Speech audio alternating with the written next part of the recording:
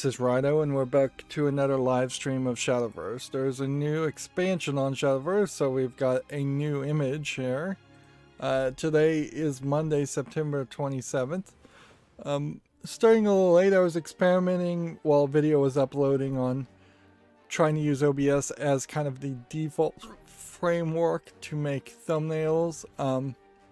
It's still going to be a very early process, and there's a couple of steps that are still kind of just missing. And immediately we're going to have network trouble. Alright, there we go. Yep. And what's ridiculous about Shadowverse, I think, is that it just doesn't properly implement the Steam update system, because there was an update available for the core app in Steam that would have automatically updated last night, and did automatically update, but then all it really does is change the way the game starts, and then takes you to these data download elements that doesn't really make a lot of sense. Now it kind of makes sense, since this is also a mobile game, that you might make the core part of your app only update when there needs to be security updates, and all the actual data is downloaded when you actually launch the app, if you ever actually launch the app. Particularly on Android, I've noticed that there's definitely apps I have that have specifically updated hundreds, if not thousands of times in between the times I actually load them, because they're just apps I have sitting on my store on my cell phone and never really use. Alright,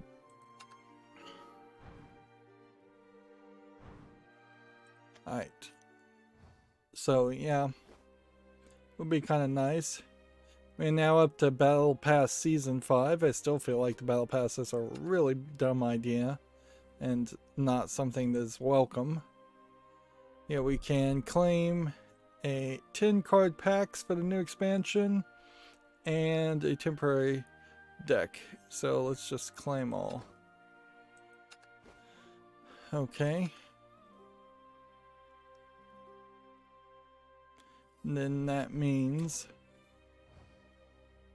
we should come over here, and we do have enough packs to do a pack opening here. So you need real world crystals still to get the good stuff. We could buy, I think 50 packs is more than enough. Although actually we probably should just buy 75 packs now and get a little bit ahead of the curve. Alright, so there's very little reason to push for something else. The oldest set of cards is now gone. So if I was going to do anything extra, let's start with these 14. So we'll start with 10 there.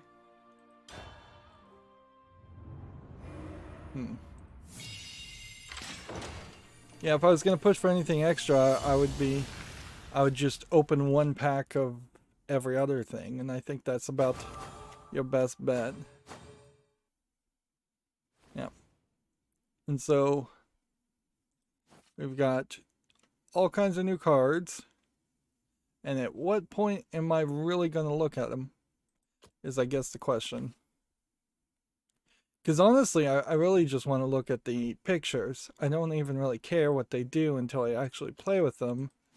So, yeah. I'm so mentally checked out as far as Shadowverse, as far as I just don't really care about the gameplay. It has beat me down with its daily quests and just over demanding requirements for daily quests that all I really want to see is the anime art style, and honestly that's all I really wanted to see before. That does definitely make an argument towards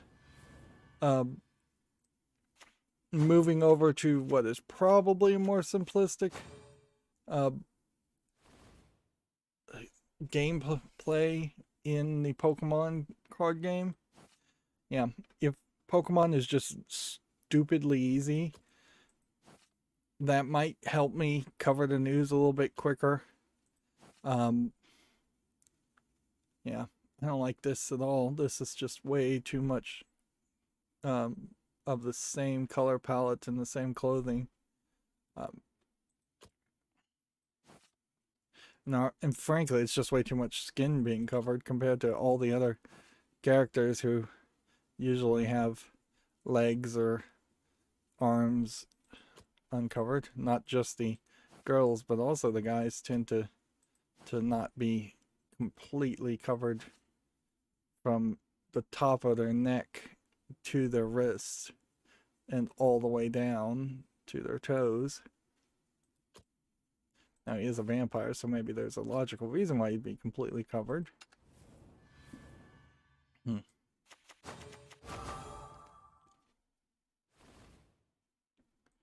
So, yeah. Maybe I should move over to the Pokemon card game. That would be really easy. Speaking of stupidly easy things, I didn't get any scheduling done over the weekend, but I did accomplish quite a bit. In fact, I kind of blacked out just how much time I spent. Interesting. Brand of the Morning Star. The Morning Star being one of the ways to refer to Lucifer.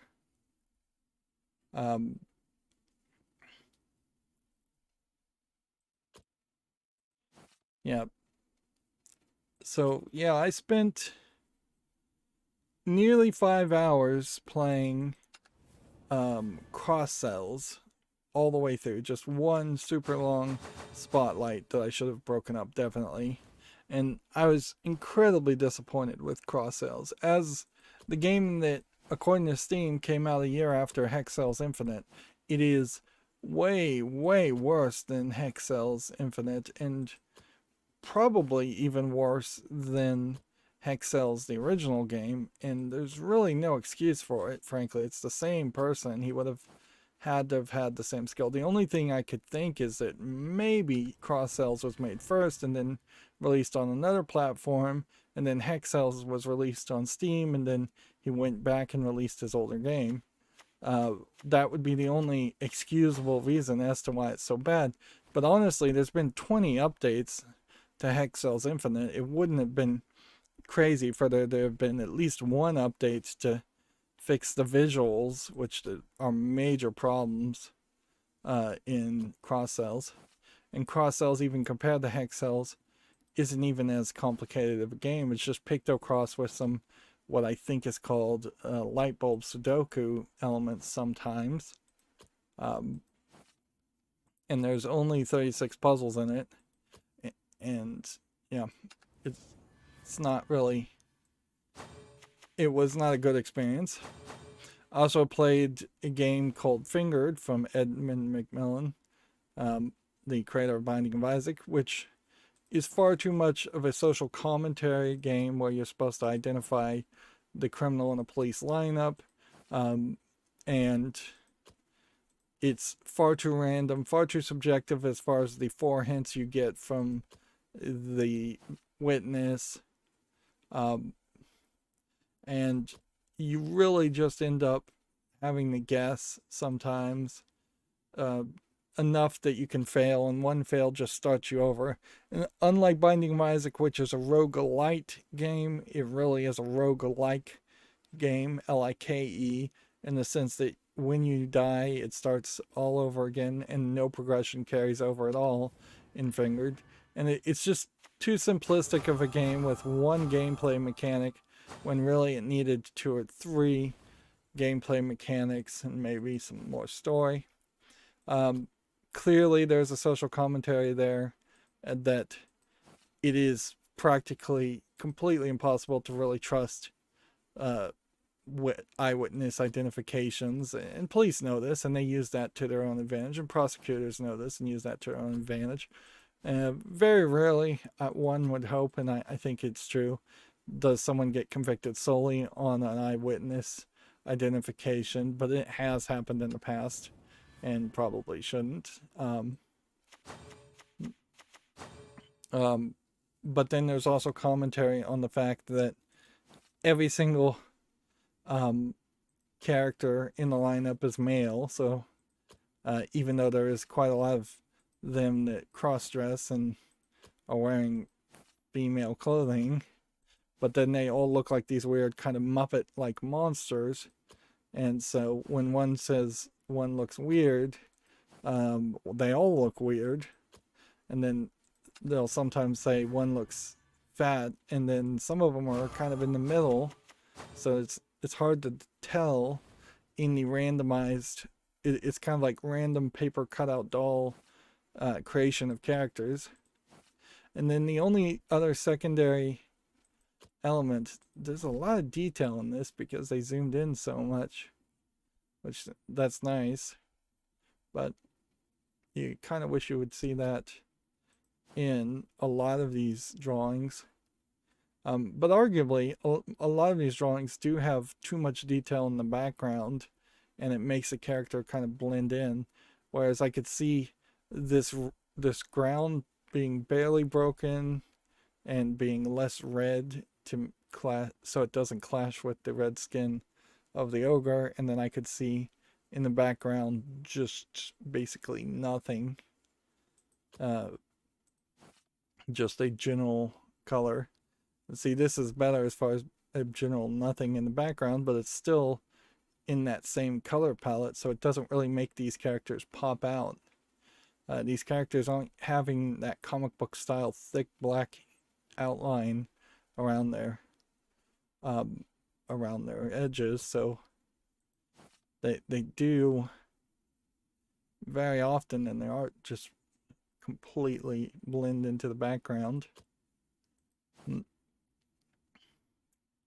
So yeah, I spent probably another 5 hours playing Fingered, and in that case I was doing more of an experiment. In both cases I was kind of doing an experiment where I was pausing the recording and then playing a lot off screen and then unpausing the recording, thinking that there would only be one video, and there was only one video, but they still ended up to be super long videos.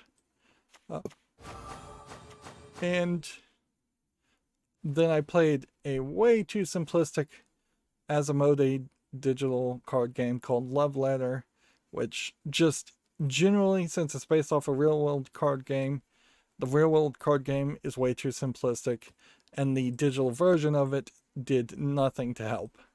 It simply just doesn't have enough options and enough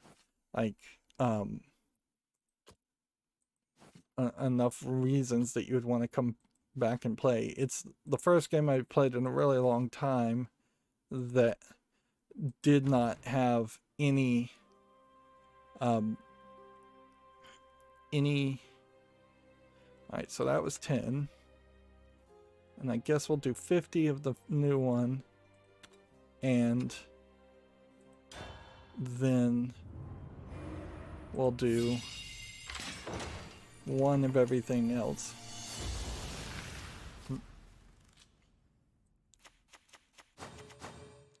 We'll have to hurry now.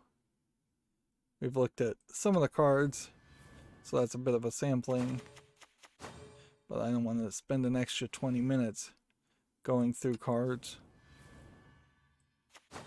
One thing I can say that's nice about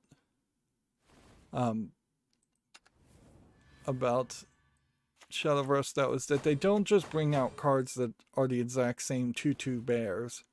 They usually will bring out cards that have at least something that has a slightly different element to it as far as its effects.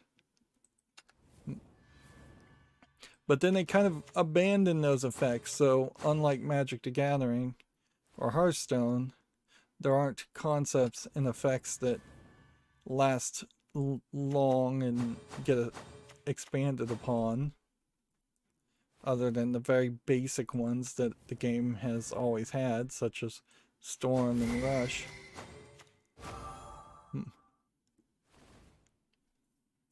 Now, I think the logic here is to buy as many of the cards as possible This looks kind of Disney.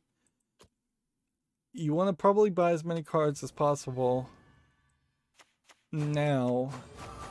That way, when the new expansion comes out and they add the newer platinum cards, you then have an excuse to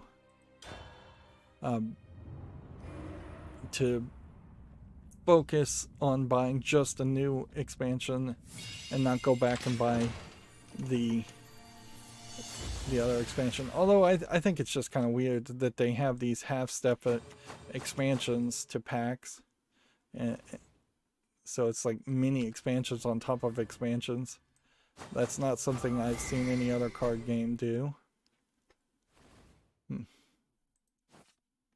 Yeah. It really is just going to come down to trying to figure out what cards are good. Might be worth it to just play today and pick up the free temporary deck on Wednesday. That might be the right move, logically. So yeah, I played Fingered, I played Love Letter. It was awful as a digital conversion of an awful card game. Honestly, there's no reason why you would play Love Letter or make Love Letter the way it is made.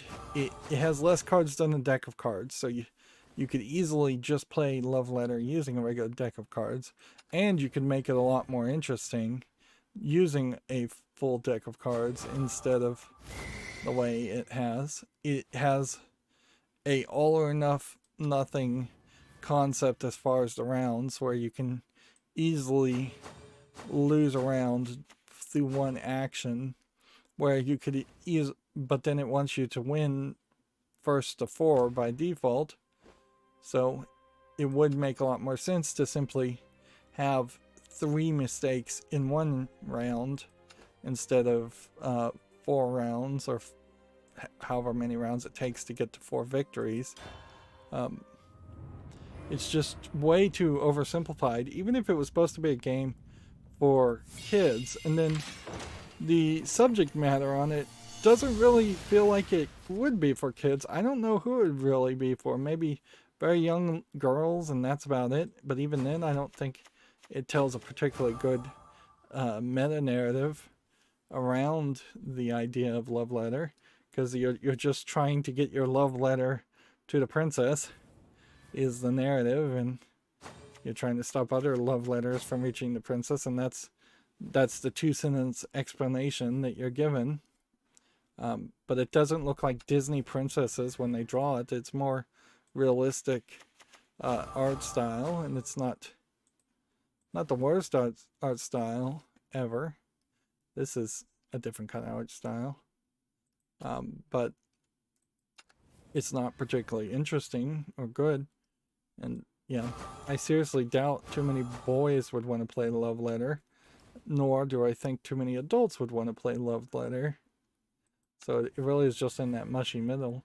And Asmodee games always are in that place where they make these cheap digital versions that are I think, potentially intentionally made worse than the physical real-world versions of the games. But then a lot of the physical real-world games are kind of boring and not worth playing in the first place. I'm not much of a board game type fan anyway, so maybe there is an audience out there that's just not probably very much in line with video gamers that do like to play board games. I would totally believe that there's a collection of people who are... They have a tactical dog. Interesting. We're getting quite a few dog pictures. There might be quite a few people that just hate technology and never want to learn technology, and so they are playing board games and card games more than an average person would. But yeah, I don't think the Luddite audience is probably big enough to sustain board games. And generally, and I talked about this, I think parents in general might be very happy if the world came together and made it illegal, or put at least heavy restrictions on the creation and sale of extremely disposable, gonna end up in the landfill in less than 2 years, products and toys in particular. Toys in particular, because those are not needs, those are wants. And then that would definitely help parents not have to buy so many toys. And just the amount of trees to make the cardboard and petroleum used to make the plastic for your average Monopoly game or board game, or card games usually don't have that much plastic garbage in them, but there's just a ton of plastic garbage in board games. And it's the second you lose a piece or a card from a Monopoly set, the entire set is compromised, potentially trashable. Unlike, say, Legos, which can be taken apart and reused, and Lego is already moving towards plant-based plastics. And see, yeah, really, you could probably just enforce a requirement of a percentage of all plastic components to be made out of plant-based plastics instead of petroleum-based plastics. But even Legos have, tons of Legos have ended up in the ocean, as much as every other bit of trash have ended up in the oceans, and that's how you get the microplastics and the ocean plastics floating in the ocean, killing fish. But yeah, there's just way too much disposability. Dolls are way better. Like, a doll tends to stay around for quite a long time and is easily hand down. A doll being ripped can be sewn back together. I would even say, like, action figures, which are fully plastic, are still higher quality products, to the point where I could see, if you were to just put a subjective opinion piece on it and say that Hasbro would probably be more than willing to pay a tax on making plastic G.I. Joes, more than they would be willing to pay a tax to make plastic figurines for a Monopoly set. But in a lot of ways, most kids barely have any toys at all that are physical, and so it would be surprisingly easy to just kind of severely restrict or ban the sales of toys in total. But not because I hate children and want to traumatize them and not have them have toys. It's just a realization that you're giving these disposable items to these kids, and then the items get disposed of very quickly.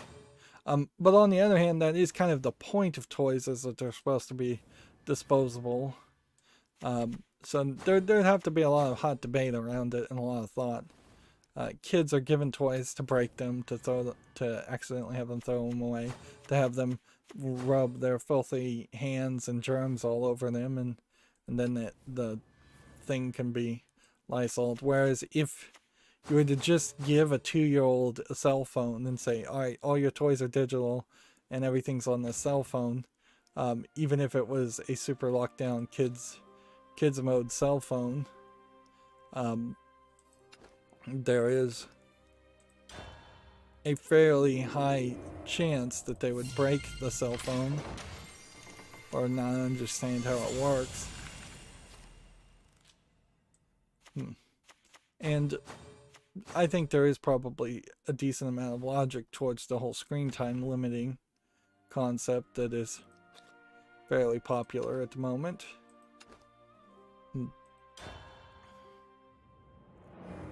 And then I started playing, so I played a lot, really. I started playing not Regency Solitaire, the kind of spiritual successor to Regency Solitaire, which is Shadowhand, and I made one episode of that. And so yeah, I feel like I made a lot of content, on top of which I also got a lot of side projects done.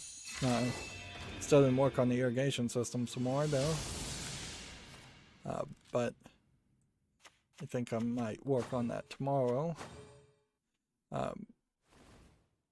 Apparently a water main broke over the weekend and near where I was, and so they were making a lot of noise working on that. And before that, one of my neighbors apparently needed to do major repairs on his house, and so there was a considerable amount of repairmen working on his house, making a lot of noise.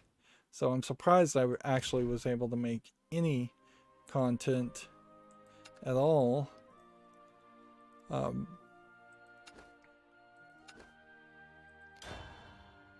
But yeah, this is probably the one set that I shouldn't open cards for, because I think I probably have most of the cards for this set. Yeah. But then the rest of these, it definitely makes sense to just open one of everything.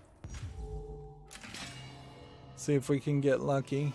See if there's a slight chance that your rates of return might be higher on the new day of an expansion versus any other random day.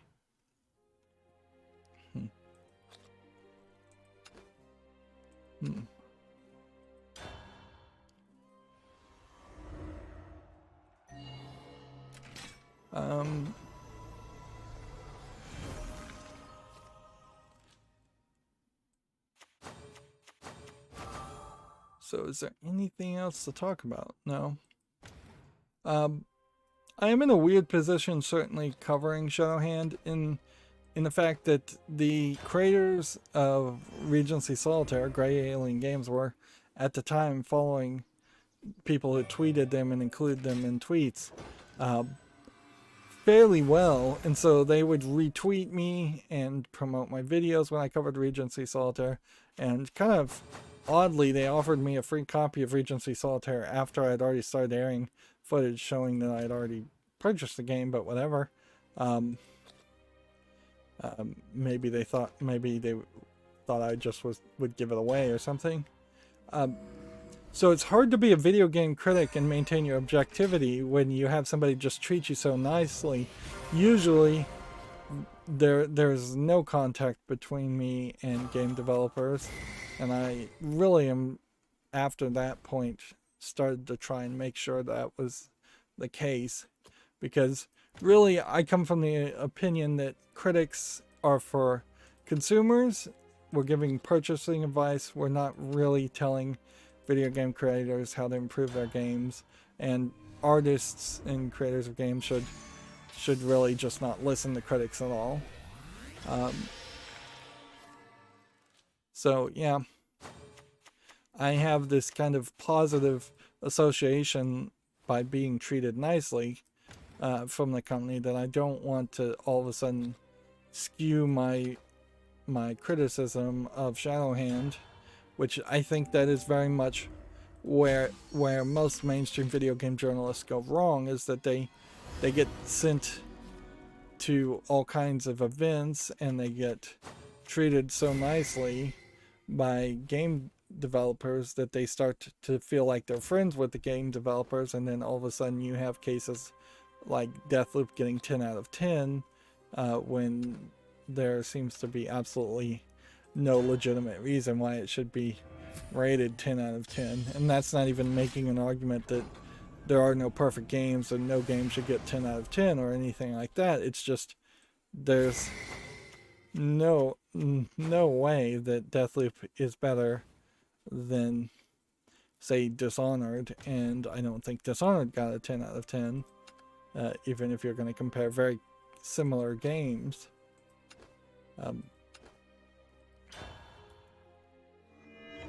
But yeah,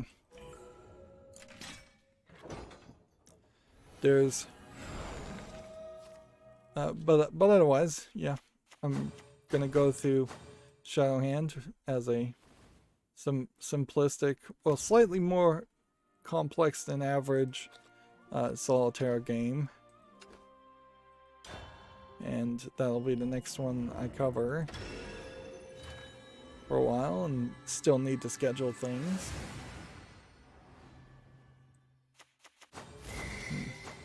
Seems like we're getting a decent amount of platinum cards, and I forget whether these platinum cards specifically, some of these expansions I may never have bought even one pack for. Like, I forget if there are non-animated versions of the platinum level cards.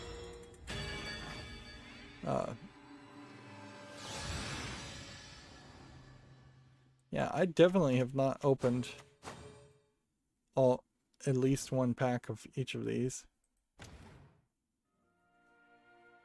But there's so many here that it gets kind of hard to potentially say that you would ever have enough gold to open even 10 packs of one of the older expansions. And by the time 10 new expansions came around and I opened one pack of these expansions, that would be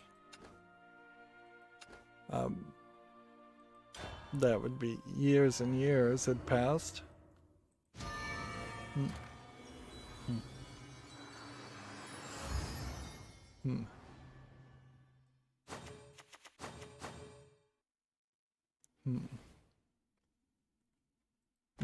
Some of this artwork on these older cards definitely feel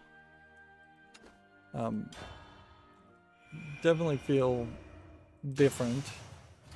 It really feels like there was at least two artists to start with this series, and they've either drastically changed their art style or been replaced for newer expansions at some point a couple of years ago, I would assume.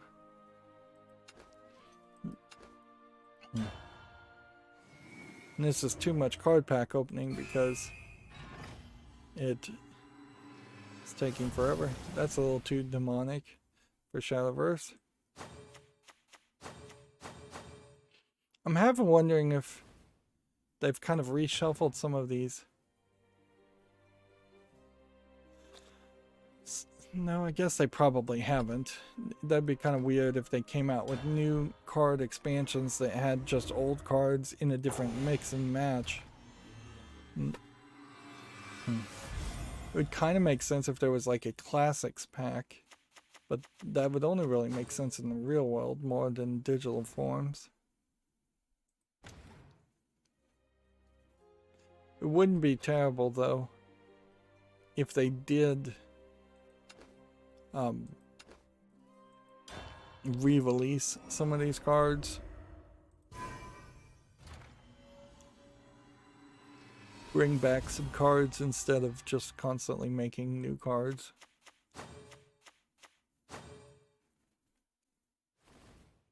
Because when you actually look at it, we're at 1, 2, 3, 4, 5, 6, 7, 8, 9, 10, 11, 12, 13, 14, 15, 16, 17, and I think 18 expansions now that really are pointless. If you're playing rotation, you can't use them in rotation. Versus 1, 2, 3, 4, 5, 5 expansions that are still in rotation. That's too much left on the cutting room floor. Right. And so We could, I suppose, look specifically just at legendary cards and see what we've got new. Now we got some new legendary cards, but even that is like 24 pages. And what I'm seeing very easily here is that there's still a lot of these legendary cards that are temporary ones, and then having like 2 copies of a legendary card and then a temporary card definitely begs the question about maybe just selling the legendary card. Or I know the temporary cards are supposed to be relatively temporary in the sense that you can't sell them, but it feels like once you have 2 copies of a temporary card, which is I think the maximum you can have, you should get some of those gems back. And it doesn't really feel like there's a system there that does that.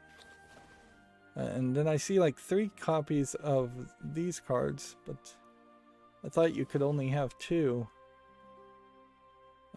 But maybe I'm wrong about that. We really should just be in create mode so that we can see a better indication of how many of these legendary cards are still necessary to get.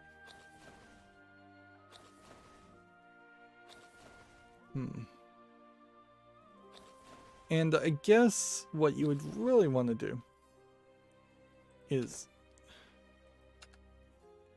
come over here, you liquefy extras. There was 1 gold that was extra, 78 silver, and then 174 bronze. So you liquefy that. Then what you would want to do is say, give me all the cards except for Calamity.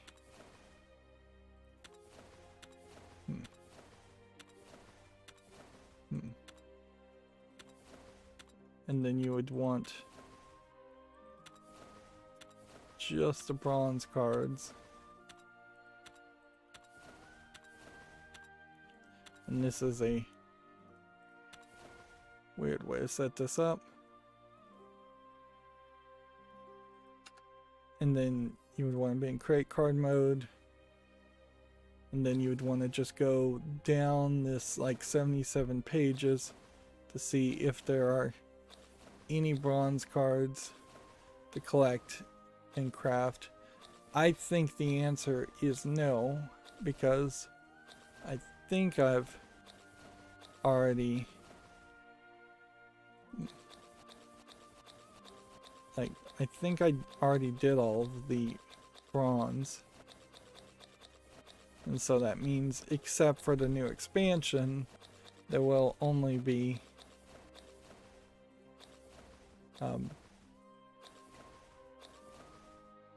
higher than bronze level cards. Yeah.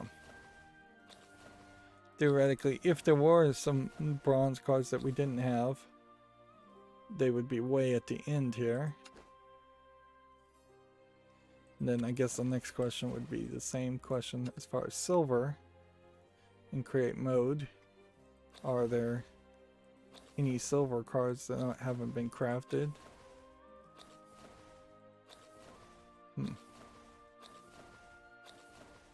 And I would say probably not on silver either. Well, there are some.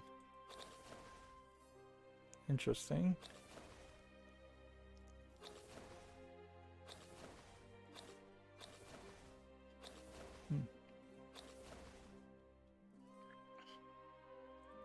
So, yeah, you'd have to figure out, this is Chronogenesis. That's not the most recent one.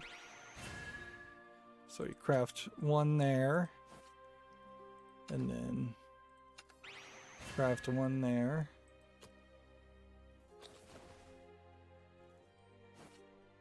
And then So either I didn't finish out the silvers, or there is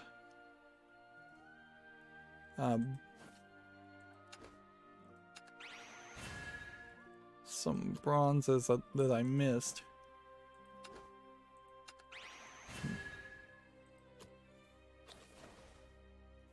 And this is 35 pages potentially. Which I wish there was an easier way to filter here. And that way you could say unowned only. Because then we'd have a very nice, simplistic a list of cards to craft. And very possibly we will either run out of vials fairly quickly, or we'll hit a point where all the silver ones have been crafted. Because usually I start at the front and work my way downward, so we may have already gotten the 2s and the 3s crafted. And I don't think cards disappear. That would really suck if they did. Just because of glitching would be the only excuse for a card disappearing from your library.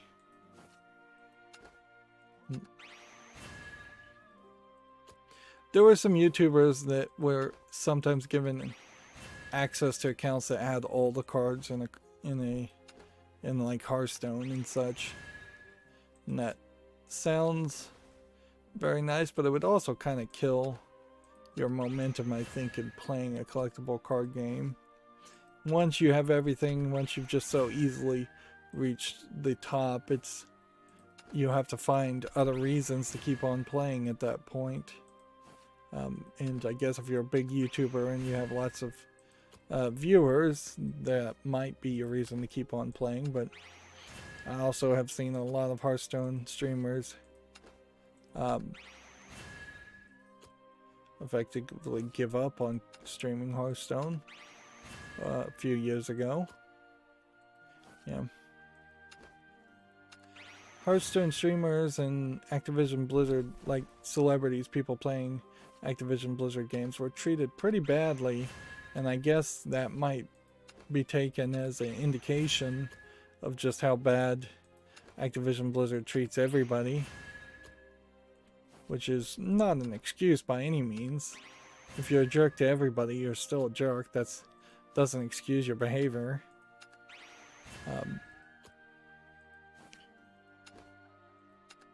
But that is actually an excuse I've heard jerks try to use, is that, oh, that's just how I am. I'm like that to everybody. It's like, that's not an excuse. And that's no reason for me to tolerate, or for any person to tolerate being mistreated, simply because somebody claims, oh, I'm like that to everybody, or that's just who I am.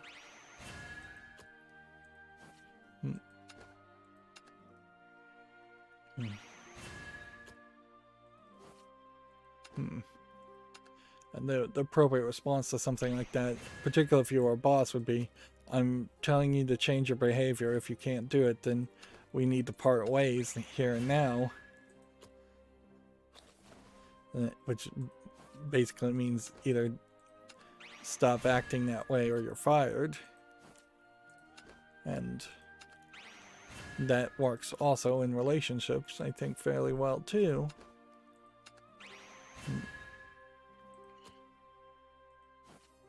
It would be better to have somebody apologize and continuously make the same mistakes and continuously still be a jerk, but apologize every day than to unapologetically say, oh, that's just how I am, or that's my way, or I'm like that to everybody. That's not even the pretense of an apology at that point. That's a signal of no intention of considering your actions or changing at all. I'm going on a bit of a rant here, but yeah. That's something that is not taught in school. Like they say, one of the sayings in the United States of schools, you go to school to learn how to deal with people. And it's 100% false. They do not teach you how to deal with people. At best, you go to school to learn how to deal with teachers, which teachers in general tend to be megalomaniac, Napoleon complex people, or they tend to be cool, or have just a random thing. I don't want to paint them all with the same brush, but yeah, a lot of them tend to have a lot of personality problems. I mean, if you spend all day dealing with kids, it's not surprising that you wouldn't be perhaps the most socially adept person in the first place. But yeah, there really is no class to deal with people, and that really was even expanded as a more of a ridiculous element that I think even happens now in like kindergarten, pre-K, is that teachers will make up grades and basically profile kids, whether it's based on race, gender, or just nothing in general, and give them these citizenship grades, which are just like made up. We don't like this person, or this person has bad behavior, thus we're giving them a grade based on their behavior as we perceive it. And it's just like, yeah, even in kindergarten and first grade, though, you're not really teaching citizenship, not consistently. There's no class there. And then, right, so we have run out of vials after opening all of those packs, and it looks to me like there's at least 7 more silver cards to craft. But that is not bad from the old expansions. And I only want 1 copy of everything. There's another one to craft. I'm not looking for anything other than that. Just 1 simple copy of every card so I can look at the art. Which arguably, you could probably just find a website that has all the art. If such a website doesn't exist, there's really no reason why it shouldn't exist. And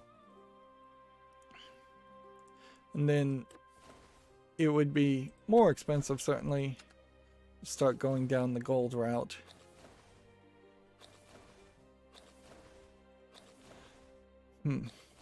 Yeah. I may have crafted a few of the 0 cost gold cards, but there is a considerable number of cards that we haven't crafted, and each one of those is 800 dust. So, yeah, it's still a very far cry away from potentially having one of every single gold card, and an extremely far cry away from having one of every single platinum card. Yeah, that's just look at the legendary cards in comparison. Now, arguably, there may be fewer legendary cards, so it might be easier to get one of every legendary card if you had the vials, but that is the big if.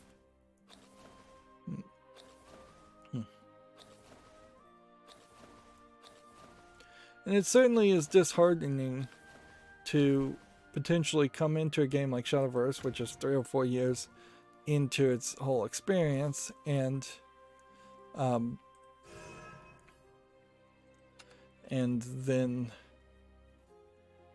yeah, we've got no decks that are playable.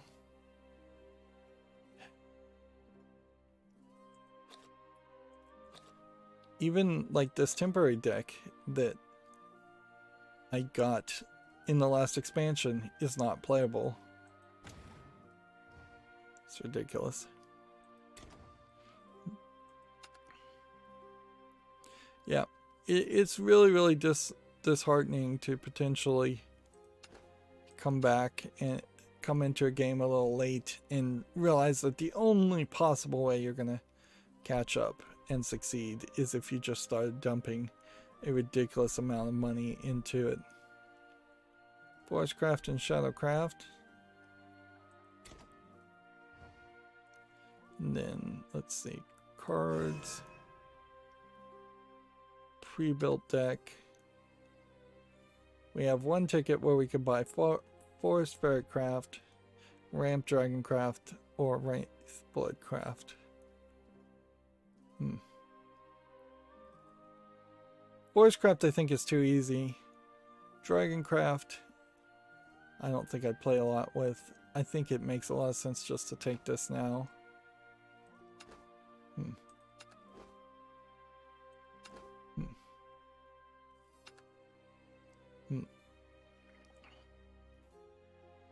So that's some new cards, although some of these cards are also kind of old cards. And it kind of feels like by buying that pre-built deck, having things like this did not count as giving us a temporary copy of a basic card.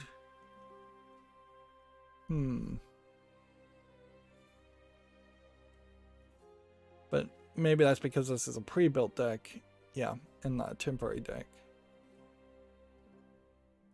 But then that would mean that this is giving us a temporary card and not... Yeah, it doesn't make sense one way or the other. Let's go back and see what this... Yeah, these are pre-built decks. Packed with 5 legendary cards, these pre-built decks are just a thing for for those new to the world of Shadowverse, limited to only one purchase each. Each purchase also comes with a bonus item. What is the bonus items? I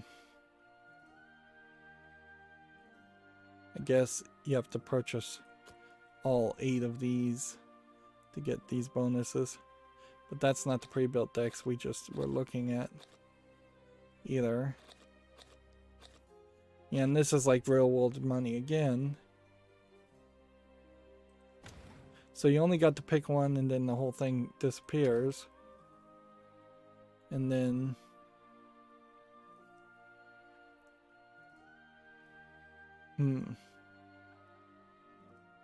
Let's see. General, I guess. I could probably trade some temporary cards here. Just so I have one.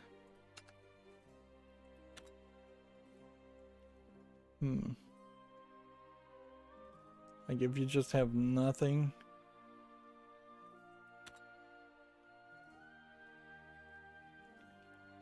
I mean, you're not really doing a lot with your temporary cards, and seemingly you don't have a lot that you can even purchase with the temporary cards anyway, so you might as well just do that.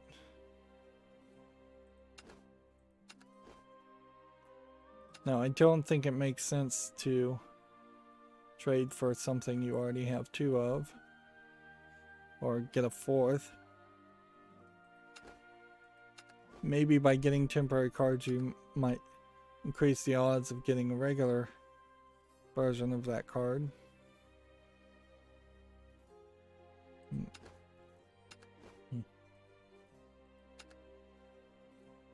But it then scrolls you back up to the menu. This is one of the things that drives me crazy, is when you click on something and then it scrolls you back up to the top. But yeah, there was still a significant number of cards here that I would have needed to craft. And these are all the same cost, right? 3,500? Seems like that's the case. So it's kind of ridiculous that the price is not just one temporary card ticket. Because, yeah, the price seems to be completely the same. Yeah, and there's really just a ton of temporary cards that you would potentially craft if you need to craft them, but then you don't really want to craft them. And see, this would be where the idea of having 3 or more copies of a card should return the temporary cards and give you those gems back, so you can craft something different. Otherwise, there's very little reason to even play the daily quest to get the temporary gems. Alright, well, we need to modify our forest craft deck. We have solo, new main story, the final loop. I wonder if this is finally going to potentially wrap up the entirety of the story. It'd be weird if it did, but they should be getting close to it. If anything, I think what they're trying to do is wrap up 12, 13, and 14 so that they can get back to this Fate's Trigger ending that killed off the main fairy character, or seemingly killed off the main fairy character.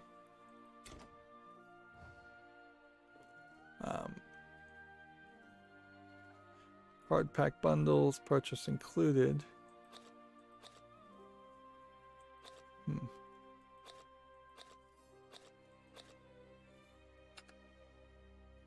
What is that? Yeah. Yeah. This gives you a bonus too for, I guess, the number of purchases you do, which you could do 10 to give yourself more rewards if you're willing to spend more money. But I've been playing this game for nearly 8 months to a year now, and I have not earned a single premium currency, so you never get any premium currency. Right. Brave Blood Craft, which means we can potentially delete this one, and let's see what we can do as far as Forest Craft. You have destroy an enemy follower an amulet, summon 4 fairies and give them rush. Well, if Fairy Assault is gone, then fairies in general are gone. You can't play that guy anymore? Can't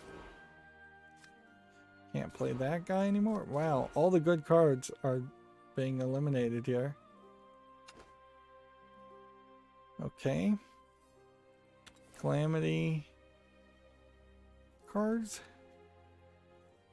We have to figure out what the new cards are. Give an allied warrior the ability to ignore ward.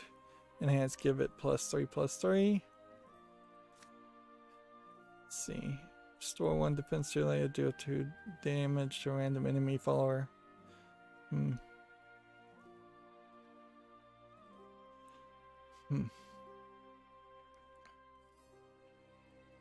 This one's not too bad.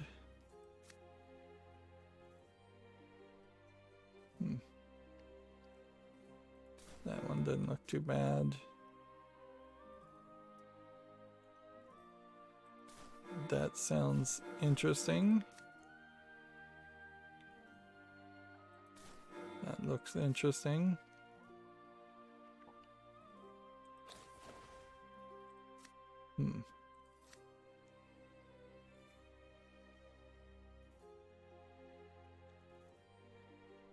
We'll take one of those.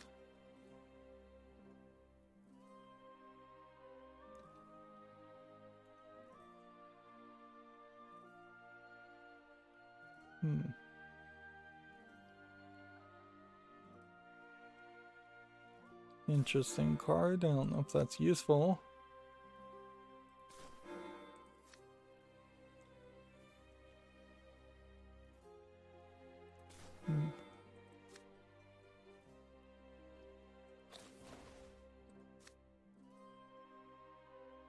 Got too many cards.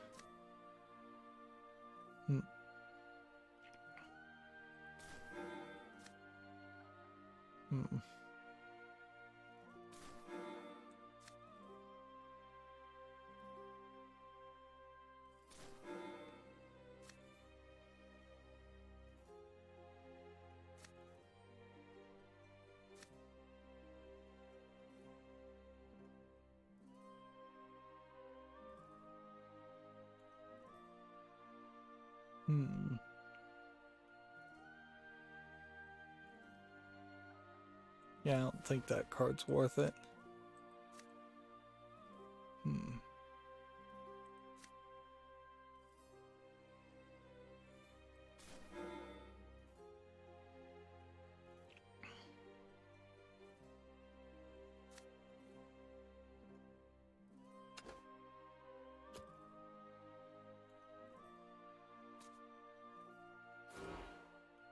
Let's try and get rid of duplicate cards.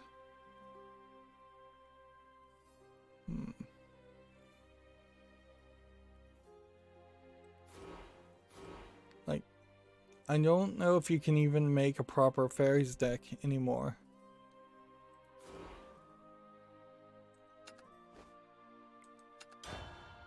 Yeah, that definitely felt like they have removed the really important cards that would have let you make a fairies deck to actually win with fairies, and now Forestcraft in itself is mascotless. And I don't know if that is an indication of just some internalized hate for Forestcraft. They've killed the main character from the Forestcraft series. They've kind of nerfed Forestcraft. Forestcraft wasn't even particularly successful before this latest expansion.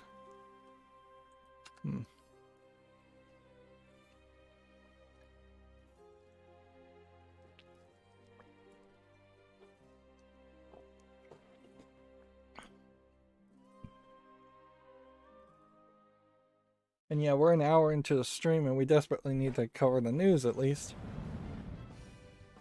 And this is definitely a different background, much more in line with the cartoon and the Shadowverse for Kids spin-off game, or remaster of the game.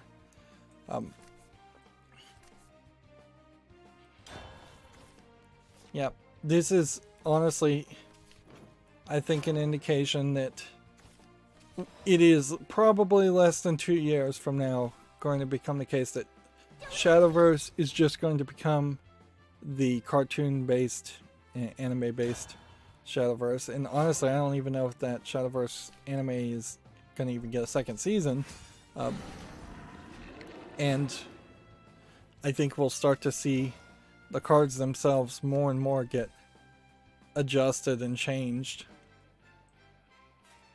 Mankind's hatred is a curse. Stay away! No!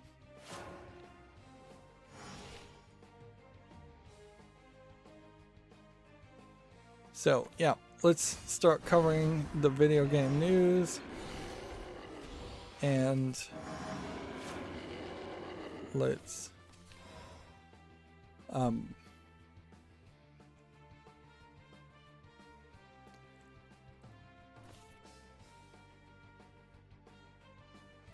do this. And those acorns flying out of the woods! Stay away! Stop! Wither. So we have an article from Variety here being retweeted by G4. G4 has hired Russell Aarons as president of Gaming and Fandom Network. So there is a real president instead of the fake comedic president of G4 now.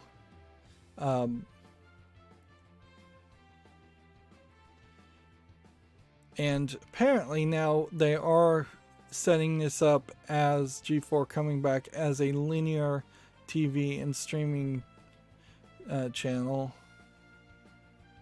She also worked with Warner Brothers, Machinima, EA, and Mattel. That's a good resume, to say the least.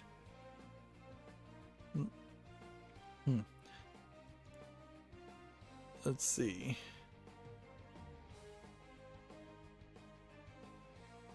It's within Comcast that it was relaunched.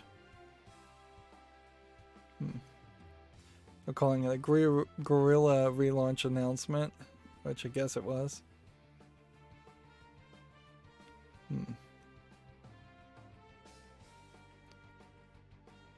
The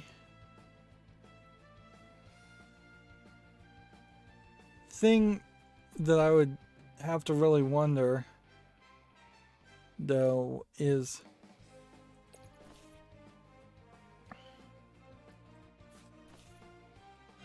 let's play. Pardon my sins. Don't hurt me. I'm still not 100% sure that G4 is really coming back as a TV channel. I'm not sure if it really needs to come back as a TV channel, and I'm not sure if it really can do something interesting, because so far coming back as just a YouTube streaming channel, it hasn't really recaptured the feel.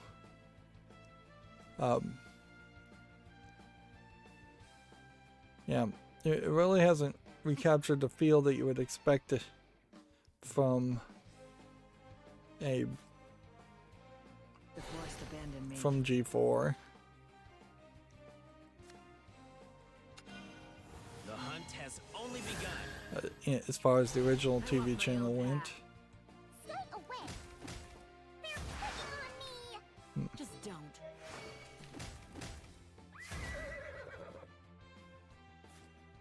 Hey, let's play. Hey, let's play.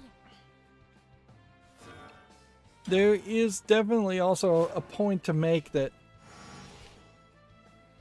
you can, if you've been watching what Giant Bomb has become now, just a few months past it being acquired by, I think it's Redfin Media that acquired them, Giant Bomb has drastically changed.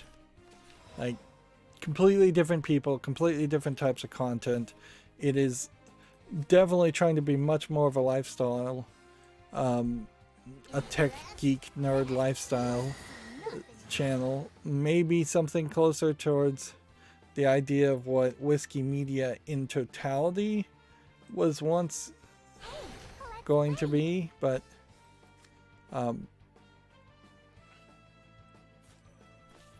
yeah, it's very much not about video games at all anymore, and that feels weird, to say the least. I won't let you get away. No. Hey, let's play. And I really do have to wonder, now that the main guy who was in charge of Giant Bomb before is out dealing with his child just being born, if he's not going to come back and it's going to be a completely different place, or maybe he's not coming back at all. But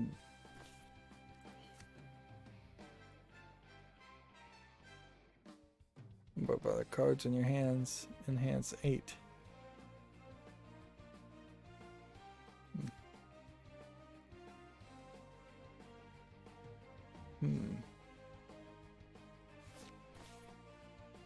Just gonna end the turn and not do anything, I guess. It says there will be, it says from scripted to unscripted and live streaming content, G4 will offer a diverse slate of programming that is authentic, funny, relevant, and interactive, featuring innovative ways for audiences to socialize and affect programming, which is definitely a more forward-thinking way to run a channel. This whirlwind is my anger incarnate. Right. Give him back.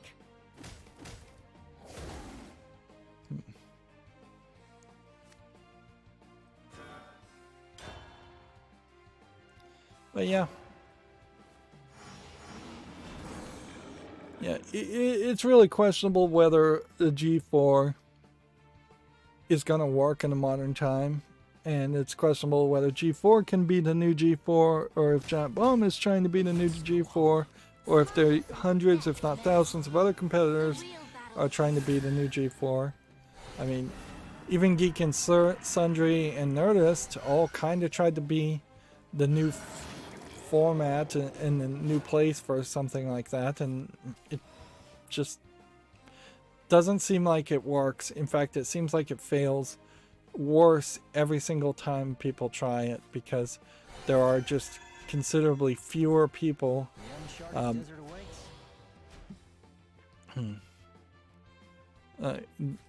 considerably fewer people just even bothering to play watch TV.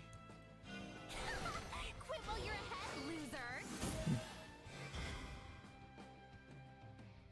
And so there is definitely this feeling that it is just an older and less relevant generation of viewers every year as far as TV goes. And the gaming community seems to be just spread apart in a lot of places and mostly just focused on playing video games. I don't think the video game fandom goes like heavily to r/gaming on Reddit or watches any specific YouTubers consistently. I mean, we know the biggest one is PewDiePie, but there's plenty of people that don't watch PewDiePie, and there's plenty of people that maybe watch Game Grumps, but plenty of people that don't. There's no like major Twitter feeds or Facebook groups or anything like that that everybody is checking out. And if at best, I would say the one place people kind of congregate would be that they maybe get a lot of IGN and GameSpot news, and then they complain online in several different places about how awful the IGN GameSpot news is.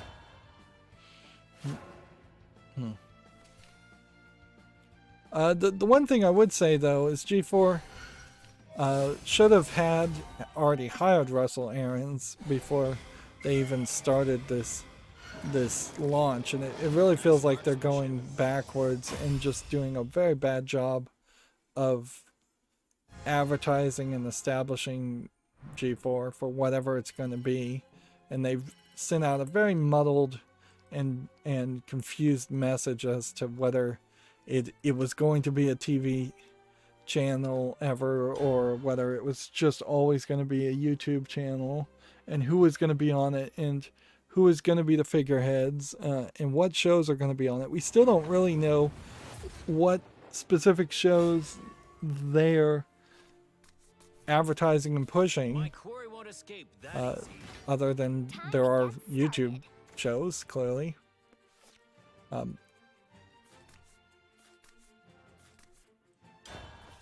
Yeah, Kevin Pereira and Adam Sessler clearly should have been, like, if nothing else, they should have been brought in as the co-presidents who hate each other in a WWE style kayfabe attitude, where Kevin Pereira and Adam Sessler are always just contradicting each other and fighting each other, and then they could be their own little personalities and they could have their own shows. And that gives you some prestige on top of that you have Kevin Pereira and Adam Sessler as pretending to be the fake owners of the business, while you have real people really running the show. And that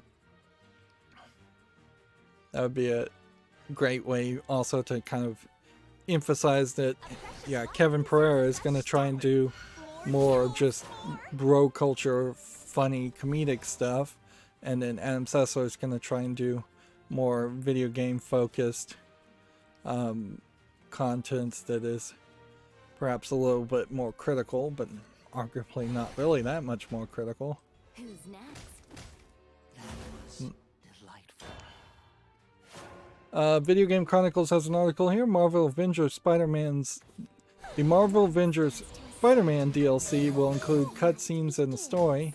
This is a PlayStation exclusive content coming later this year for the game Marvel Avengers, not to be confused with the good Spider-Man games. This is the bad Marvel adventure games that I say bad in the sense that most people did not like it, from what I can tell.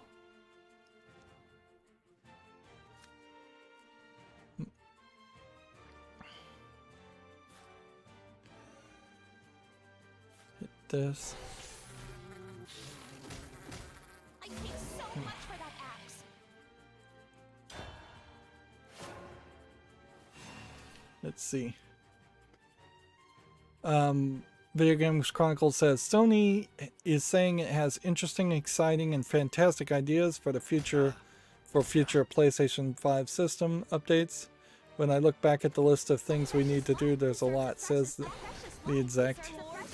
I think that is true. There is a lot that needs to do, and it would be nice if the system received some updates and that were interesting, exciting, and full of fantastic ideas.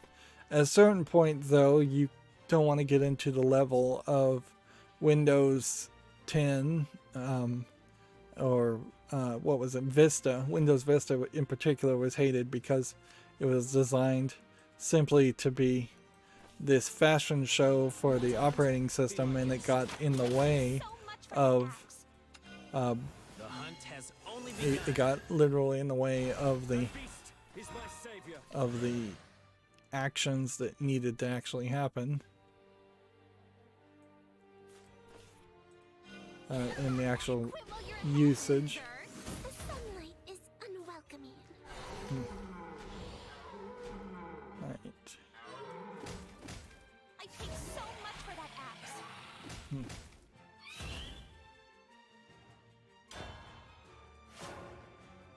But yeah, I'm not sure what specific features, like each feature would have to be announced and talked about and to get a real idea as far as what they're talking about, because it could be very little things. Alright, we have a ton of games, so I'm going to try and burn through these really quick. Here we have one called Elijah and Out of This World, which is $1.79 English only. No. I'm going to just go with no and yes. Maybe I should always do that, frankly. Weather Worn, The Adventure of Pap and Pup, which is $9.99 English, allegedly full audio. No. We have a LGBTQ plus NSFW, a sexual content and nudity game called Confessions at Candlewood Lake. So let's come over here and play. You want to hunt? Be my guest. I'll see you in purgatory. Do this. Don't forget to snag some merch. And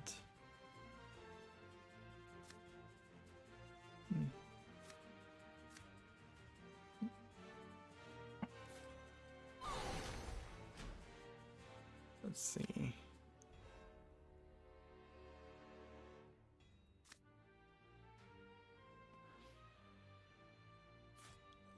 This effect is not stackable. No effect. I've never seen an effect that actually is stackable. It's crazy. I won't Alright, let we'll you just get away. go back down here. He's my savior. You gonna cry? That was a wasteful way to play, but whatever. So yeah, let me make sure this screenshots are YouTube family friendly. Yeah, they all are. So this looks like this is just a visual novel, and it's an art style, perhaps not one that really grabs my attention a lot. It is more kind of Russian or Western art styles. They all seem like they have just a little too much eye makeup on, and seem to probably be just cut and paste heads on bodies. It doesn't look so terrible that I can just immediately dismiss it. It's $5.59, English only. There's an 18+ patch, so it's censored. It feels like it is probably set in a world where there are very little men or no men. But yeah. I'll put it on the follow list, see if people like it. I'm not sure if there's really a lot that could be said or done with a game like that, though. Be my guest. I can't believe you slapped me. Let's see.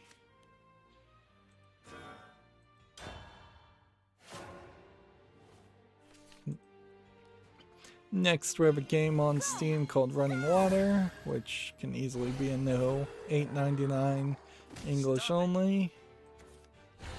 Here we have Blind Postman, Nice marksmanship. which I think is fairly easily a no also. Seems like it's maybe a simplistic puzzle game. Maybe you have to program the person to move.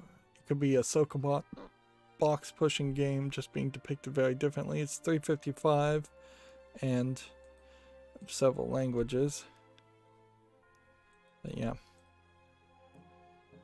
Yeah, it is just a Sokobon box puzzle game with a different way of being depicted. Here we have girls, girls, girls. Girls with a question mark at the end.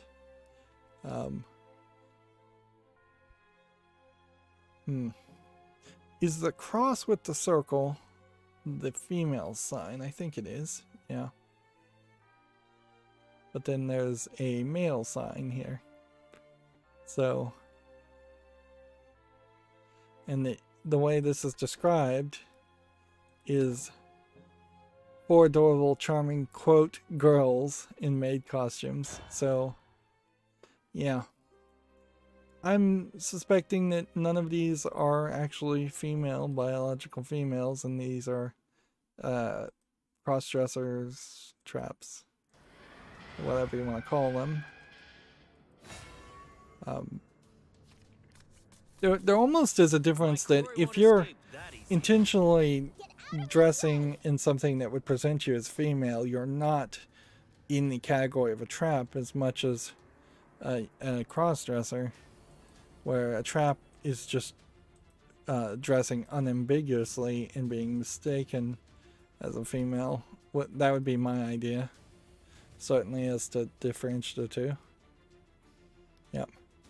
Cutest boys in skirts you'll ever see. English only, coming soon. Well, I guess we wait until this game actually comes out, but otherwise there's visuals look fine. Looks like a simplistic, your standard visual novel. And there basically is no genre at all, or even thought about like more male dressing females. Yeah, there isn't a lot of demand out there, I guess, for butch dressing females, which might be the wrong way to describe it nowadays, but yeah, females in more male, traditionally male clothing. Walter, Ranger of the Forest, at your service. Stop it. Which we probably should have some more visual novels, just for more diversity reasons, like that. May the forest be actually, if you look at visual novels as things that are trying to appease certain fetishes, there's plenty of fetishes that are still not really being served. Maybe the audience of people who are interested in those fetishes is too small, or maybe the fetish in itself is just too extreme to be on Steam. But yeah, if you were to go to like Pornhub and look at all the tags on a site like Pornhub and compare it to the tags of all the visual novels on Steam, I think you would find a significant lack of overlapping. Let's see. Yes? I want to play this. The uncharted desert awaits. Stay away. The words escape me. Don't hurt me. Next we have a game on Steam called Yamafuda Second Station, which seems to be a card game that also is an RPG walking game. So it seems like your cards are things like zigzag, walk, and drink refreshments, view, stretch, sing. Very like kid-friendly things, and then you're fighting just like stuffed animal type bears. So that's an interesting thought. $12.99 English and Japanese. It has 40 cards, 50 gears, 10 mountains. So it's obviously not going to be that simplistic, that complicated of a game. And if there was a first station version of this game, it's not on Steam from the looks of it. I don't know if you need a game that is this simplistic though. And so that's really where this fall list and getting user feedback would make sense. They're comparing it to Shadowverse, and yeah, I think there's a big difference there. If I did this, and then Those acorns flying out of the woods. I do Stay away. this, Hey, no dirty tricks. and What do we then have here? that. And then we'll play that. Let's play. Now's a chance for a grand slam. Let's see. Here we have a game called Dex Speedrun Level Maker World Records. Looks like a Super Meat Boy clone. Very low effort. $3.59 English only. No. Here we have Trick or Treat Remake, which honestly looks pretty bad, so Maggot, you I wonder what the original version of the game looked like. I guess it was just that one screenshot, but that really goes to show how one bad screenshot can just totally change this. Let's see. It's now $1.19, but it's a remake of a free game, which that feels... It's probably fair to ask for money if you remake something, even if the original game was free. So I don't think that's really fair. The first game is overwhelmingly positive. Well, I guess that means what we should do is put the remake on the fall list. If the remake is overwhelmingly positive or positive in general, also, then it will be relevant enough to play it, and we'll check it out at that point, buy it, and then we would spotlight the free version of the game too. That's how I would suppose would be the best way to play that.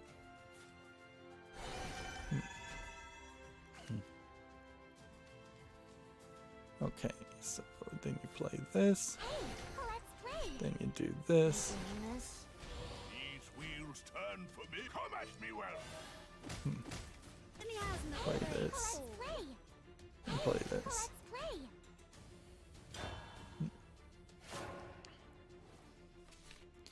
Here we have a game that's all Asian characters. Looks like it's a simplistic beat 'em up game, but I'm not sure there actually is any action and you aren't just playing by this bar.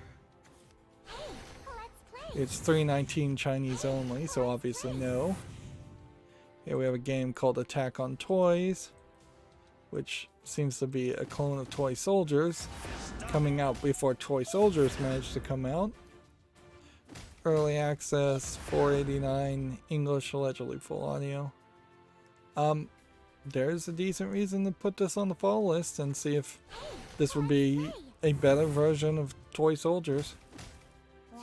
Whereas Toy Soldiers is kind of more a tower defense game, if I recall correctly. This looks like it's more of a first-person shooter game, and it's more focused around having multiple types of toys instead of just little plastic army men.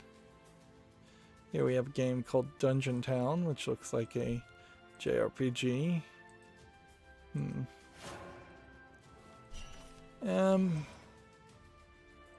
Would I want to play this kind of game, or does this kind of look like something that would be a Game Boy Advance game and fine there? And clearly it's leaning towards having anime girls as a selling spot, sales point.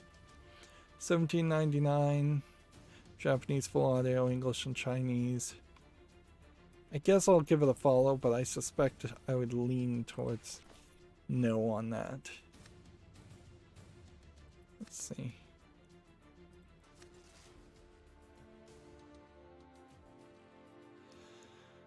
Evolve for 0 points.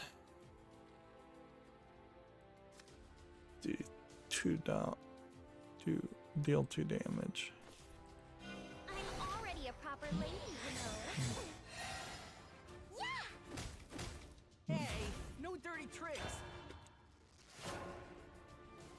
Here we have Lyoko Vr. Now Lyoko would be Code Lyoko, the Canadian cartoon from a decade or two ago. That it had kind of a cool story, but the animation itself had some really big-headed characters, and that was just like a weird art style, kind of hard to get around. Kids going into these virtual worlds and fighting a master computer, trying to save this AI program that was trapped inside of it. And yeah, this is apparently a fan-made version of showing what the world would look like in the game. Yeah, after I guess the main story happened. But yeah, they're not really showing you the characters because those are probably copyrighted. $4.99 English only. They're mentioning Code Lyoko animated series, and they're saying it's after the final episode of season 4, which maybe that isn't the exact end of the story. I didn't watch the cartoon enough to know. Code Lyoko, like most Saturday morning cartoons, really suffered in the original airings, that you would have to come back week after week, and often you come back one week just to be given filler episode after filler episode. Whereas nowadays, watching something like Code Lyoko on Netflix would be a slightly better experience, but probably would also just highlight a lot of problems of the weekly type of content that was being released. Beautiful flowers in this direction. Pokemon and Digimon, same case, where if you edited out all the filler content, you could easily take a season down to 3 or 4 episodes. I imagine Lyoko VR though Let's play. will get content ID then copyrighted. Well, copyrighted. There's no content ID system on Steam and taken down via the DMCA. It's English full audio, $4.99. I guess I want to put that on the fall list just to see if it's still around in 6 months, more than anything else.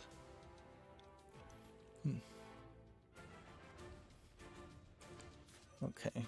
This whirlwind is my anger incarnate. 6, Give him back. which means if we hit that, Is and that then how you that, treat a lady? You fairies are the best. and then that.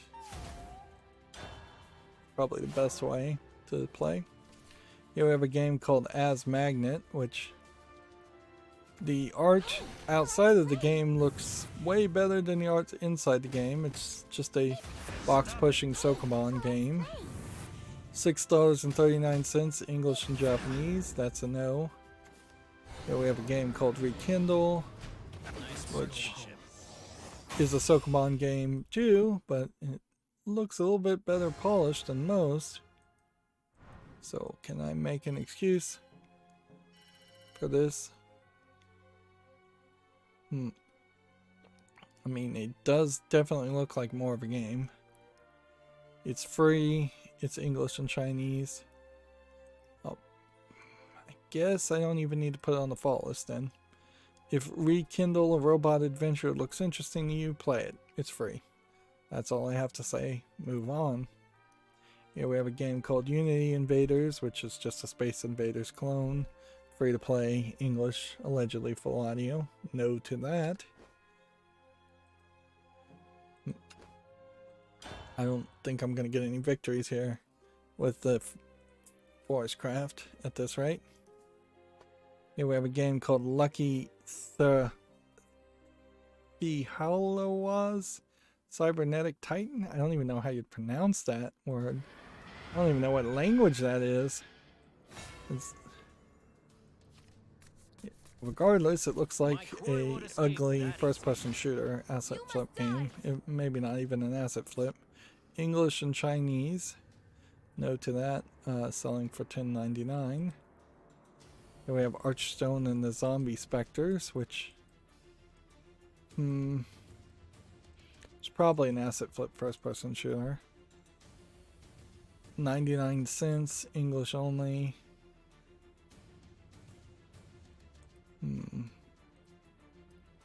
Let's watch, I guess, a little bit of the video and see if maybe we can get a better idea. Yeah, there's just no visual polish on this to get that on the fall list, so that's a no. Here we have a game called A Better, which looks like a top-down twin-stick shooter.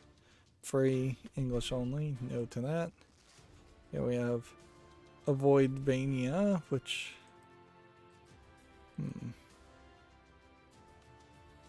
top-down runner Metroidvania, it says. Yeah, that sounds like a very uninteresting gameplay mechanic though, where you have to constantly just avoid taking damage.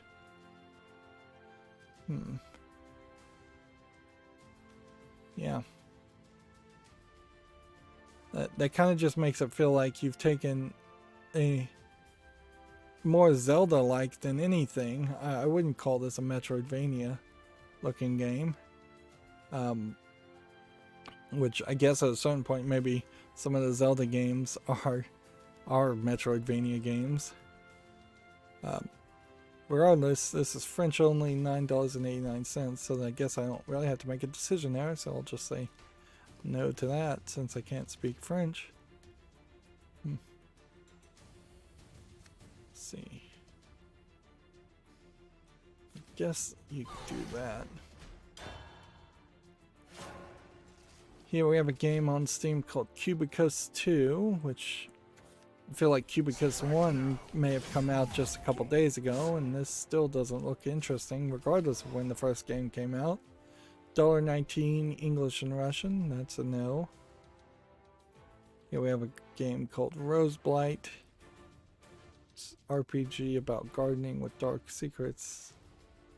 Cosmetic past. It seems like it's too much of a joke game for its own good. It's tagged as an exploration Metroidvania bullet hell RPG for $6.39 English only.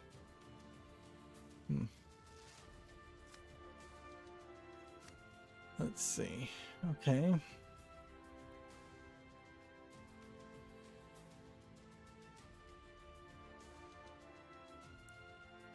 So you do this, I guess, Quit while you're ahead, loser. and then you fuse this.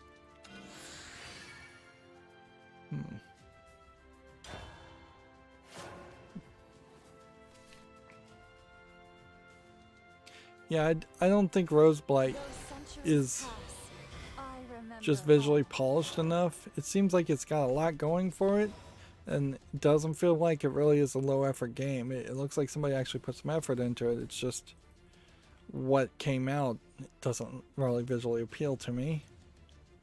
Here we have coloring pixel fantasy characters. This is just a coloring game, paint by number. $1.99 English only, no to that.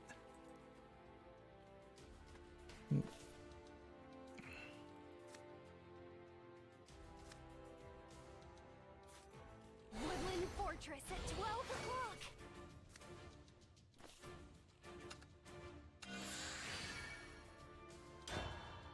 Let's see, next we have a game on Steam called Nero, which looks like it's a first-person shooter. It looks like it might be alright. There's actual cutscenes, which that's kind of shocking. Amaric Lanka Private Limited. I feel like I've heard of that publisher before, but couldn't tell you what they did. But yeah. This really does look like a game. $19.99 English only. Gotta go on the pull list. What did this developer make before? Apparently nothing. Let's see. Next we have nudity, sexual content, mature for My Dream Girls. So let's make sure that's YouTube family friendly first.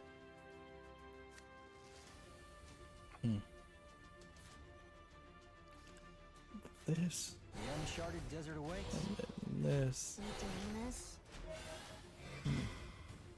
Gotta And report then this that. lickety split.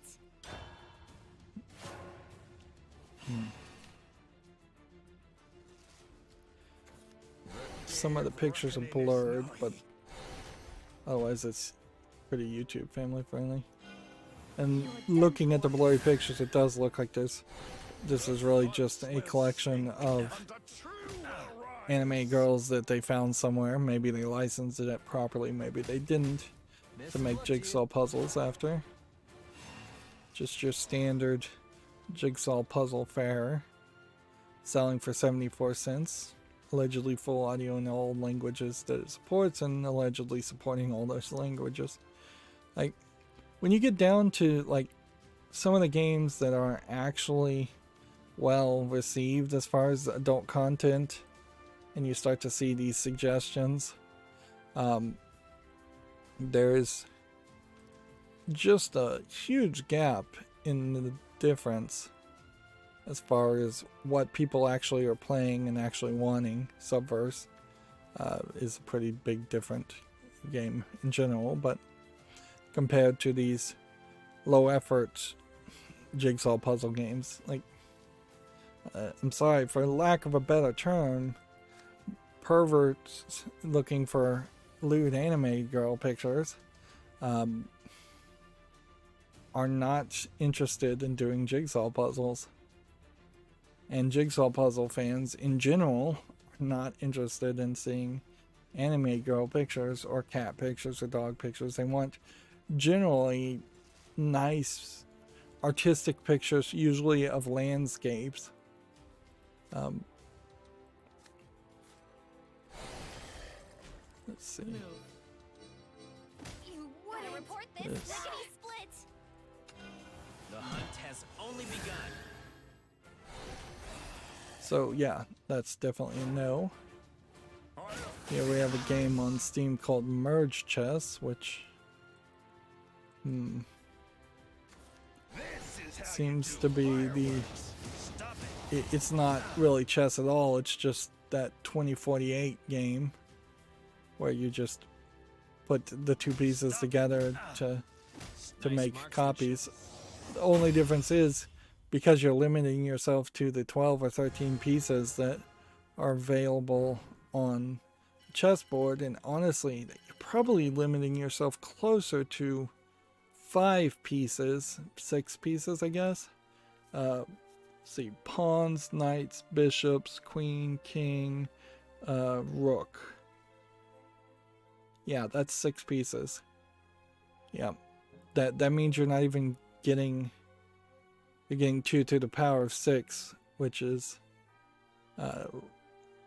less than 64.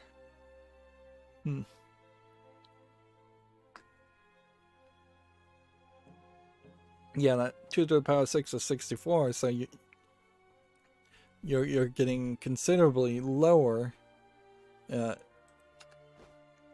far as the highest number you can even reach.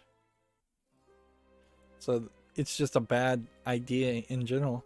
The only thing I guess that's slightly different is you have different colors, so maybe the different colors mean something. Could get you from 6 to 12, which would get you My quarry won't escape that get you easy. maybe the 2048, but that's about it. Fairies. And even 2048, in some instances of that game coming out, actually just stopped the player once they reached 2048. They didn't want you to just go up for higher and higher numbers. Plus, I think there probably was a mathematical reason why you couldn't. You were very unlikely, or it was just impossible to potentially get much higher than 2048. And I think there definitely were times when it was impossible to even get to 2048. Let's see. Next we have a game on Steam called Lovely Animal Stories, which, yeah, seems like it's just a too simplistic kids game. Just solid color backgrounds, very little drawing and animation. Seems to be just general square puzzle games. $1.69, bunch of languages for 20 to 30 minutes of entertainment. That is an incredibly low amount of entertainment for that price. Even for free, it's a pretty low amount. Here we have a game called League Space, which looks like it's just an asset flip first-person shooter in space. $11.99 third-party account linking towards just a weird URL, and then third-party EULA for online PvP. I wonder if these kinds of links have been vetted or not, because this really just seems like it is taking you straight to an ad from Google Ad Services. Yeah.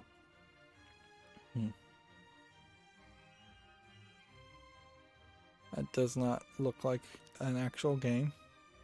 Odd form-fitting, like, skin suit here with these lines, definitely emphasizing a very odd, like, V shape on what looks like a female body.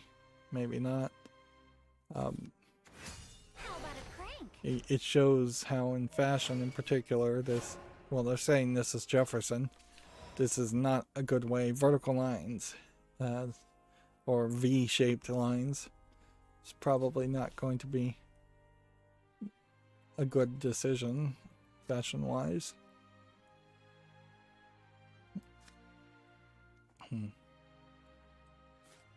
Mankind's hatred is a curse. So that's a no. Here we have a game called Zero Survival, which is already mixed, so we can pretty much say no to it already. It's probably an MMO online game that doesn't really work. Free to play, MMO, third party EULA. Yep. And a whole bunch of languages supposedly supported. Here we have Crom Journey of Conquest, which looks like MS Paint level graphics. $13.49, that's too expensive. English only, that's a no. Here we have the Handler of Dragons, which looks like nothing. Early access 1019, English only. Can we play a bunch of stuff? Don't hurt me. Wither.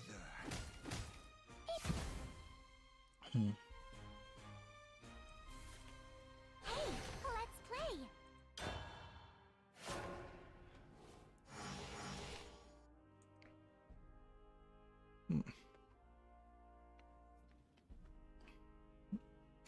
Go ahead and play for now, Hey, fairies. let's play. Video Game Chronicles has an article. Halo Infinite players are destroying each other with a Super Punch glitch. An infamous melee exploit that was returned from previous games. Okay, well, I guess. I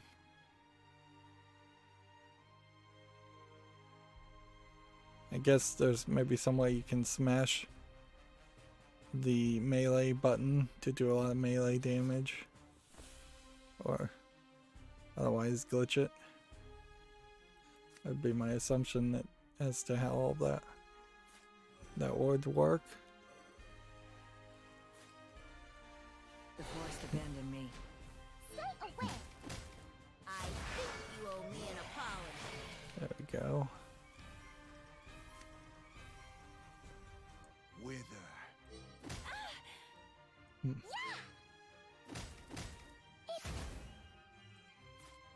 Do we want to play that now? Probably. Play. Let's see. Video Game Chronicle says the Switch's Nintendo 64 controller has extra buttons. A promo image reveals more details on the Switch Online controller. So, yeah, instead of having a connector or a wire, You are. it's obviously going to be wireless. Better than in the cradle. Excuse me, sorry about that. You curse. I should have muted myself there. From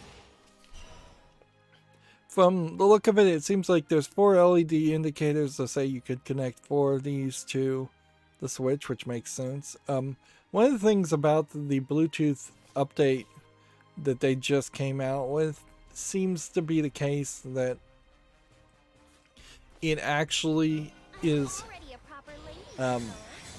impossible to connect a Bluetooth headphones to a Switch unit and have a have 4 Bluetooth Joy-Cons connected at the same time. It seems to limit you down to like 2 Joy-Cons if you want to use the Bluetooth headphones, which in most scenarios that would be fine, but that is a weird limitation and does kind of highlight that they did not design it to have Bluetooth audio connectivity ever.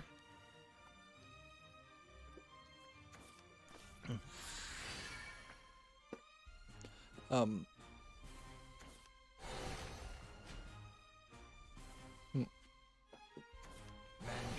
hatred But is a yeah, curse. looking at the top of this, it seems like there's probably inset connectors here just in case you would ever attach something to it. I don't know what. There seems to probably be a menu button and a home button and a sync button and 4 lights to sync it.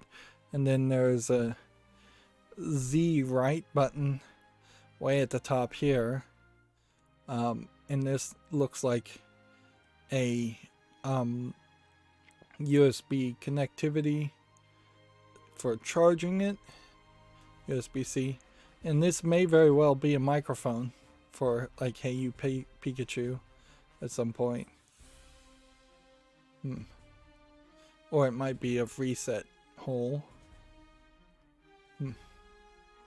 Because I have wonder. The ZL button is probably considered that one. And yeah, or there's, I guess, a question about whether you really would have to plug in memory cards or rumble packs. That would be kind of crazy if you did plug in rumble cards. Rumble packs. Farewell. The hunt has only begun. Say goodbye. Your time is up. Is that how you treat a lady? Come on.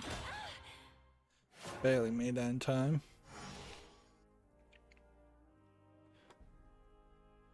Let's see.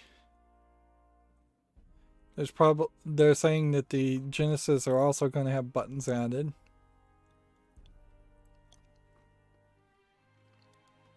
Yeah, I feel like this hole here is the more interesting thing, and these connectors on the back are the more interesting thing. And then you have a home button and a back menu button and a start button. And those acorns? But genuinely, I still feel like it's kind of stupid and ridiculous to buy the Nintendo 64 controller at all. Or the Genesis controller. I think the Joy-Cons are just as good, if not slightly better, than these older controllers. If they aren't better, then that just is a statement as to how bad Nintendo has handled the evolution of its own controllers over the decades. Quit while you're ahead, loser. Video Game Chronicles also says Bayonetta 3 is being directed by Scalebound's designer and could, and quote, could share a feature. Scalebound's former lead producer thinks Bayonetta's new demon feature looks familiar. Which, okay, that would make a lot of sense that somebody had an idea. It was at least somewhat liked. And they've decided to take it to the next project they're working on.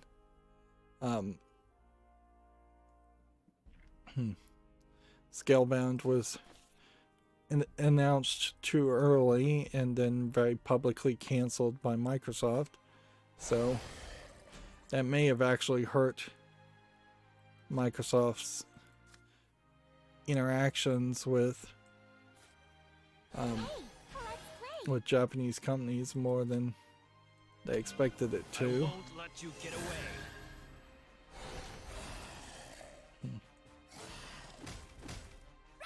Because Japanese companies tend to always publish a game even if it turns out to be awful.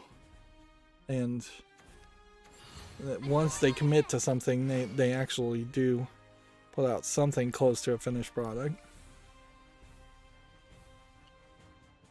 Scalebound obviously was too ambitious of an idea in the first place. Moving on, Video Games Chronicle has here's the first official photo from the Last of Us series. So, okay. You got the back of the head of one character, the back of the head of another character, their backpacks, their outfits. Looks fairly similar to Last of Us 1. Mankind's hatred is a curse. Not really surprised by this. I imagine they did the back of the heads to show off the outfits and the backpacks and to make it feel like a video game, but also to not particularly commit to the faces of actors or the makeup on the actors yet.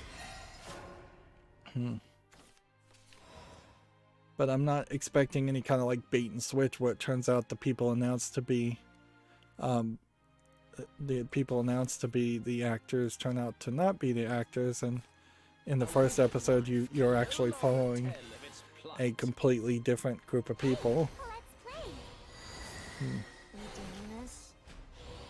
Or like the show itself is actually not focused on the main characters that you would expect it to focus on. Stop it. You broke the curse? You shall fall. There we go.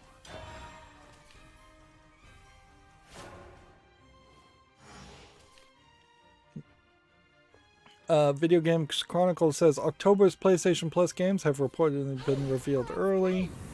Let's see what they think it's going to be. Looks like There's no need to be shy.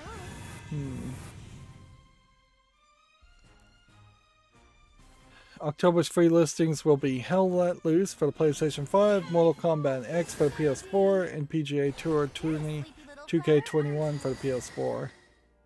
Which, yeah, it's not particularly that interesting, a list of games.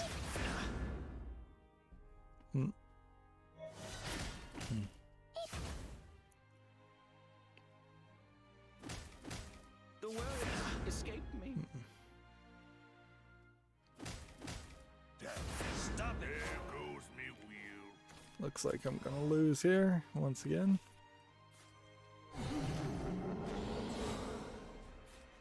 Hey, let's play.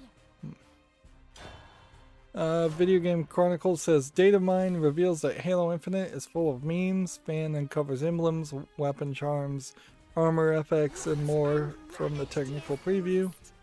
So, yeah, it seems like there's a whole collection of meme images, which maybe those are actually going to be in the game, or maybe they are just temporary placeholders.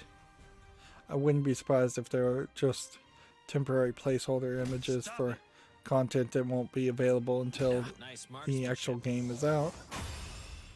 Video Game Chronicle says Naughty Dog says it will reveal its Last of Us multiplayer game when it's ready. The development is currently in full swing. Okay, good for it.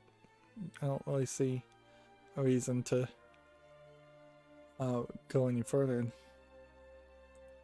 down that article, though. It, like, somebody saying, yeah, we'll reveal it when we're good.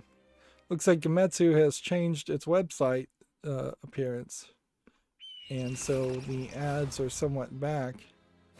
Blossom Tales 2, The Minotaur Prince, has been announced for the Switch and PC. So let's see what Gematsu looks like when there's no ad blocking at all turned on. With the current zoom and everything, it doesn't look terrible, but there is a decent amount of stuff that is still kind of in the way. So I'll have to work on fixing that fixing the ad blocking later. Record of the Lotus War Deedlit in Wonderland Labyrinth is coming to the PS5, Xbox Series, PS4, Xbox One, and Switch on December 16th. Which, okay. It's coming to more places.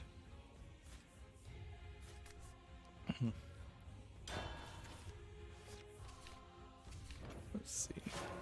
This is the one that's kind of a Castlevania game.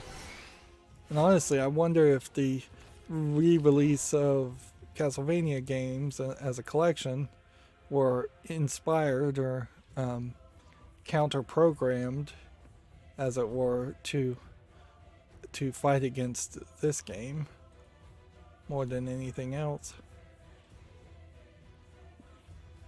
But yeah, I think there's a very good reason why you would want to potentially play this versus just the old Castlevania games, particularly if you don't have nostalgia for the old Castlevania games.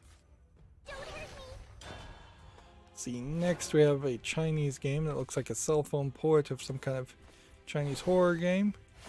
And it does have an interesting art style. You have blindfolded, creepy lady. But I bet it doesn't support English. And the perspective and angle is just totally wrong. And the whole thing here is when you make a game nowadays, you're going to have to make things that are just in a tall mode, portrait mode, and landscape mode. You're just going to have that always in the back of your head. Or at the very least, make it widescreen and then only put the important content in the portrait version. So you can crop the size if you need to put it on a cell phone. This is obviously Chinese only, so I can't go any further with that game.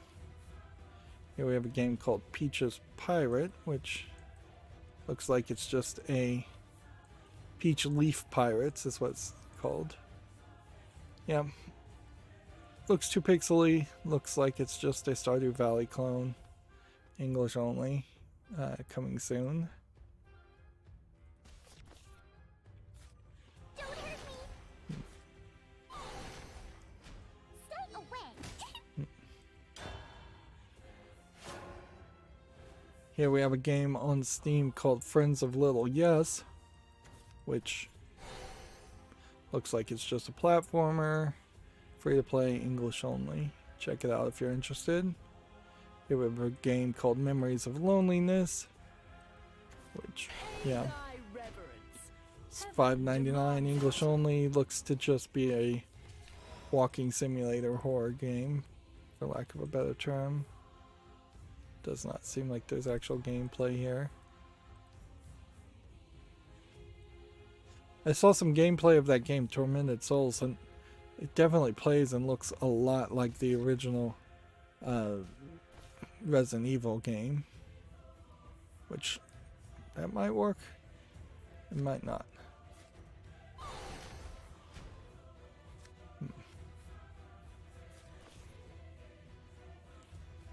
Stay away. I have done the gods' bidding. Stay away. So this only gives you 2 fairies instead of Let's play. 4. Let's play.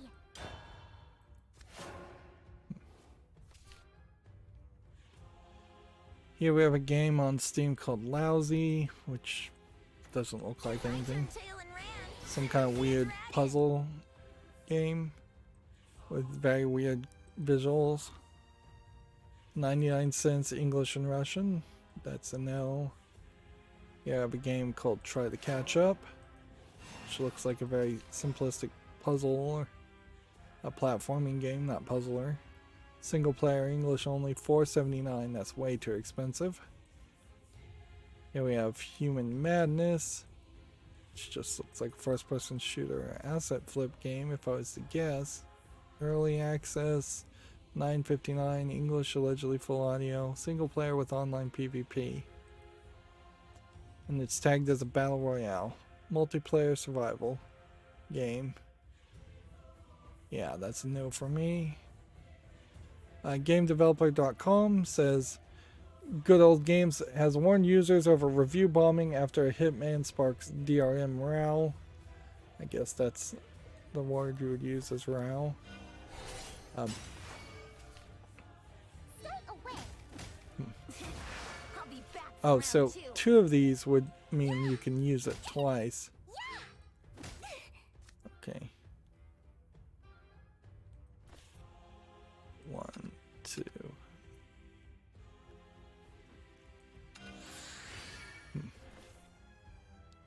And then 1.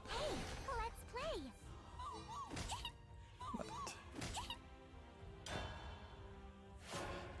Quote, we will not tolerate review bombing and will remove posts that do not follow our review guidelines.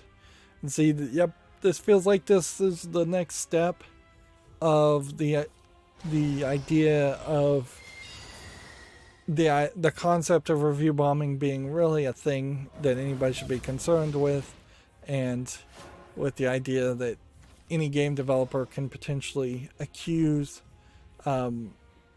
bad reviews of being fake news, for lack of a better equation, and then successfully getting reviews removed or ignored.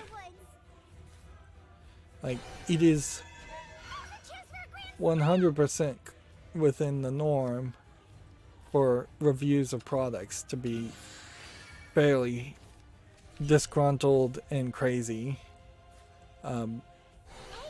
It's not unheard of to see reviews on Steam for products that obviously were written by either people that were trolling or competitors selling a different product, or just insane people in general.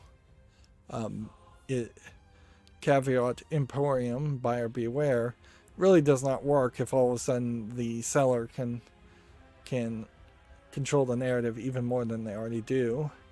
And Good Old Games Tail and ran.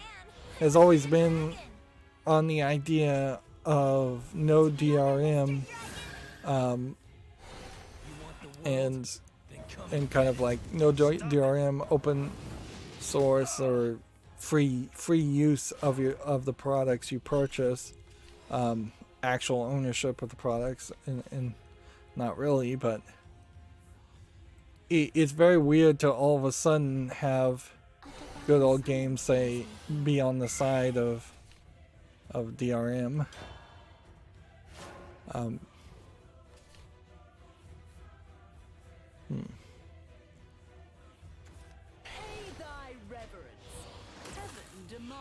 Good Old Games has specifically positioned itself as a place to shop for DRM-free games, which means they can be played offline. Some of the users pointed out, however, Hitman Game of the Year Edition requires an internet connection to access certain features like escalation missions or elusive targets. Despite this, Good Old Games is falsely advertising the game as DRM-free and notes that there's no activation or online connection required to play, which there obviously is for some parts of it. And that this is one way that they've added online elements to games to then also have the justification of having DRM run in the background. Now, arguably, maybe there actually is no true code in the Game of the Year edition of Hitman that is digital rights management, and perhaps this is a argument of people being upset for required online to play certain content, but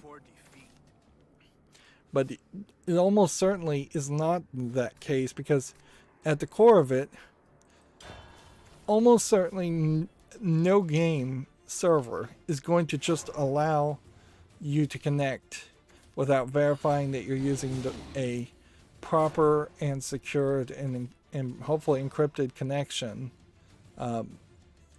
version of their software. So there is a check there to say that this is the proper piece of software, and in that check almost certainly there's a check there to say that this software and this license, a license, does exist and somebody actually did buy the game.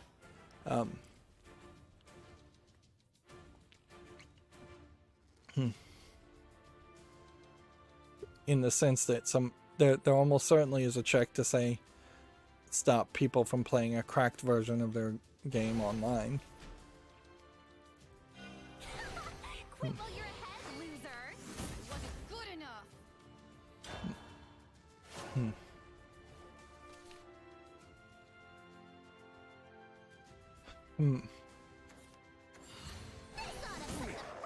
enough. Ironically, the message is displayed directly alongside another that explains internet connections required to access escalation missions, elusive targets, or other user-created tracks. Storing bonus missions can be played offline. And now they're saying that's a review bomb, when that, even if you are going to believe the idea that the phrase review bomb should even be used, that's not really a review bomb. That's a legitimate complaint about the legitimate element of the game. That's not a review bomb. Review bombs were supposed to be like Red Candle's game being bombed because an artist slipped in some anti-Chinese president propaganda. Like, that has nothing to do with the content of the game for the most part. Even in that instance, it really isn't a good example. A better example of a review bomb would be the creator of a game went and donated money to, like, the Donald Trump presidency. Then it got bombed because of an action taken by somebody related to the game that has nothing to do with the actual content of the game. That's a much better example of review bombing. In this case, people are upset about the actual content in the game. You have summoned the blade of Yeah. foundation. So, yeah.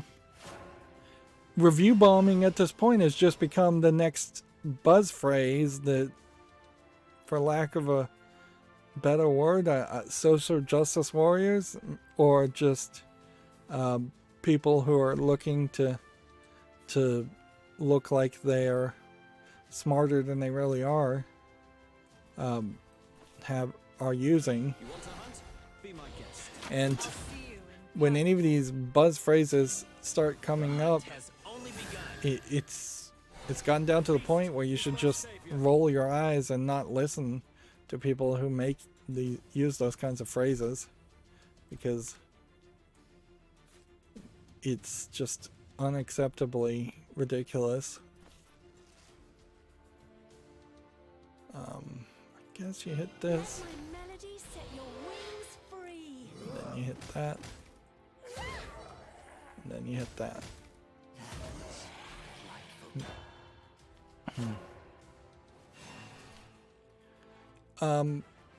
The Plague Indie Creations, creators of Plague Inc. and Rebel Inc., are hiring.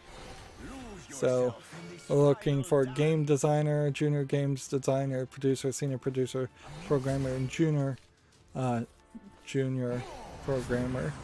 So that would probably indicate that they're scaling up to make a new game. Here we have a game on Steam called Nightmare Less Origins, which... Lay Origins? Is that French? I would think it would be Los if it was Spanish. Regardless, it looks like a low effort horror game. $10.59, French only. So yeah, it was French. Here we have a game on Steam called Wager, which we can pretty much say no to. Early access for $4.49, English only. Gamatsu has a Resident Evil VR launching October 24th, exclusively for the Oculus Quest 2.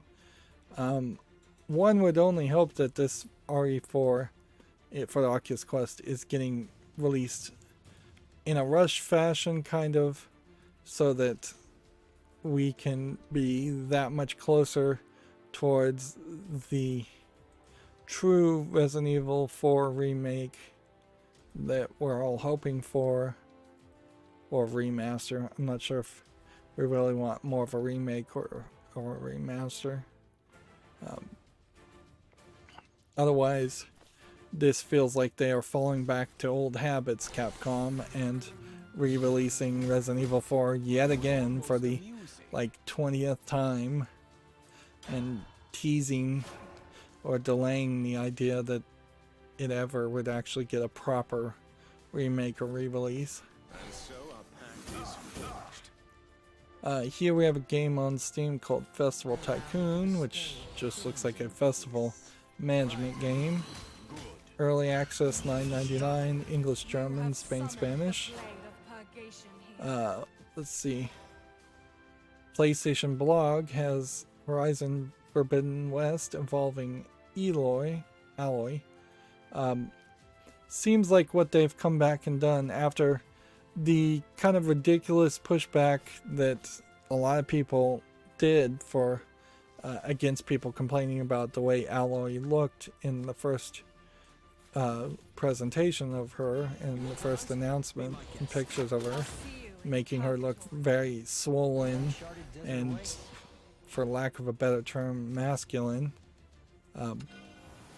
Seems after all the pushback and going, no, you guys are just a bunch of perverts and you just want all the females to look pretty so you can masturbate to them. It's like, after all those lol what responses, which I guess is the best way to describe them as, what does Guerrilla Games come back and do? And they fix the visuals, because obviously it was a mistake in the first place, and they, instead of just admitting it was a mistake, they let other people push a narrative that that people were being ridiculous for wanting the character to look like the way she looked in the past game, and wanting a character to look good in general.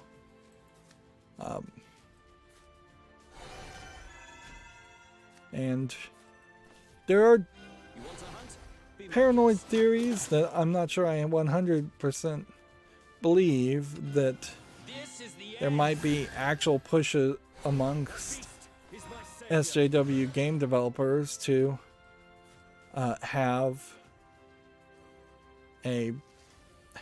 less feminine looking people, and like androgynize all the characters that are being depicted. That is an accusation that was made even like 100 years ago, that some people were being depicted different ways, and that was a push and a conspiracy. And it feels a little too conspiratorial, but I think there is something to it. I think when you're an SJW and you're a game developer and you are going to speech after speech and seeing article after article about how women need more realistic body proportions, I think it's very easy as an individual to take that message and take it to mean that women should be depicted fatter, less feminine, less realistically even sometimes. It's not like Alloy was outside of being anatomically correct in the first game. She looked very realistic. And so now you can see in this, while there may still be some bone structure issues, and I think that's really where this comes down to, is that they're depicting her face using actual bone structure, and I think somebody just messed up horribly in the programming of that. But they've come back to adjust it, and she looks much closer to the original game. It does kind of feel like they're moving towards a new engine. Otherwise, it would have been more copy and paste. And see, even in this, she still kind of looks a little fat, but not anywhere as bad as some of the other images that were going around originally. And arguably, with her neck turned this much, it's a little weird. But even if you look at her arms, though, her arms are kind of a little too skinny. I wonder if half of these images weren't straight up just photoshopped and doctored. Yeah, maybe for the story she should be really skinny and starving, but yeah, this face has way too much blubber on it for an arm that is that skinny. Even now, this looks fine. Yeah, and so they're probably not trying to say it directly, but these images definitely make it look way better.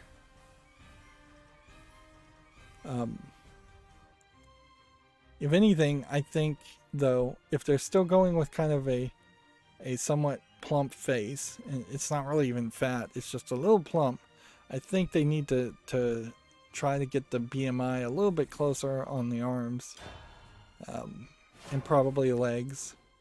And she's got a lot of clothing over her chest and stomach and stuff, which makes it feel like she's basically has no cleavage and no fat on her chest, no fat on her stomach. You've got even a bit of an hourglass shape here. There probably should even be more muscles, considering she's shooting bows and fighting that much. It definitely feels like you have maybe a slightly more realistic depiction of somebody with a chubby face on top, and then you have a anatomically incorrect, almost skin and bones character below. She looks better in her arms this way, but then her arms are covered up, and you still have a case of an hourglass face, and there's just so much padding here, you just don't know if there's any fat there. Yeah. And that might be part of the problem too, is that they've established Aloy as being kind of an incredibly skinny character in the first game, and so it's a shift, as you would see just like in any friend. If a friend all of a sudden gained a huge amount of weight in their face, you would notice it, to say the least. And storyline wise, if they're going to the west, they could just say it's colder in that area, or the food is more fatty, or she ate better as she was traveling to build up energy for the travels. They could straight up say she became pregnant, and that would explain a lot too. Stop it. Of course, all of that really won't matter much if the game never comes out, or if the game is not worth playing. So those are factors that also has to be considered.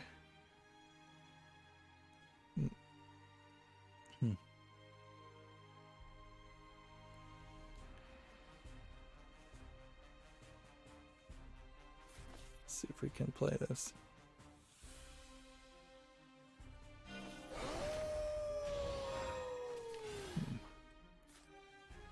And those acorns flying out of the woods.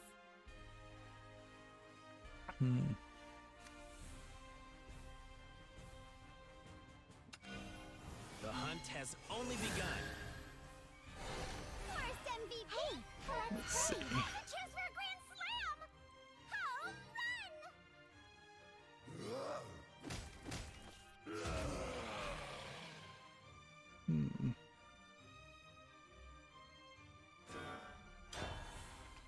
run. Moving on, Video Games Chronicle says Xbox has made it easier to run emulators on the Series X and S. The updated web browser bypasses developer mode requirement. Interesting. So,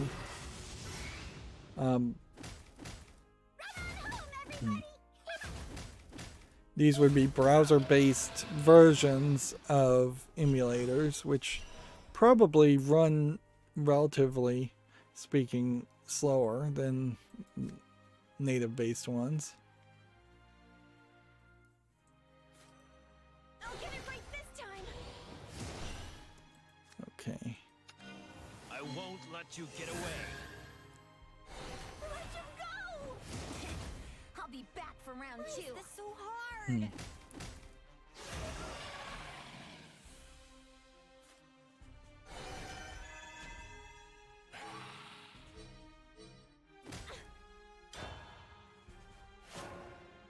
Let's see. Here we have a game on Steam. It's just a bunch of Asian characters. Looks like an RPG maker. Nice marksmanship. 99 cents Chinese only. Here we have a game called Nagaki 26. First person shooter. Looks like garbage. Free English only. That's a no. Let's see. I think we'd already talked about this, but GameDeveloper.com says Microsoft has tapped Crystal Dynamics to co-develop the Perfect Dark reboot. If anything, this is probably an indication of what a small amount of news that GameDeveloper.com has talked about over the weekend. They have just not reported anything, so they took the weekend off. Now, I almost want to suggest that GameDeveloper.com is intentionally not posting any new articles if they're not interested in pushing a narrative with that article, because they basically are always pushing one or two narratives amongst a group of maybe 3 or 4 narratives in all their articles anyways. And if there's just no new news where they can poop on Activision Blizzard or Ubisoft, or just in general talk about abuse in game companies, or pro-unionization propaganda type stuff, they really don't have anything to say. And that is, I'm attributing a lot to Game Developer esports.com, simply in the fact that they didn't report on anything this week, but seems to be fairly accurate description of what they do. And generally, that is kind of the problem with anybody who's obsessed about anything, including myself. Sometimes I am just doing the same rants over and over again, is that it gets fairly boring fairly fast, and it's pretty easy to dismiss people if they are just saying the same thing over and over again. And the irony of that is, if somebody is saying the same thing over and over again that really needs to be said and really needs to be heard, and people are just not willing to listen to it, then it's not like the person is wrong for repeating themselves, or the person is wrong for being ignored. Some things, sometimes the only thing you can do is just repeat yourself and say what needs to be said, even if nobody's listening, for historical reference. No, I told you so's later.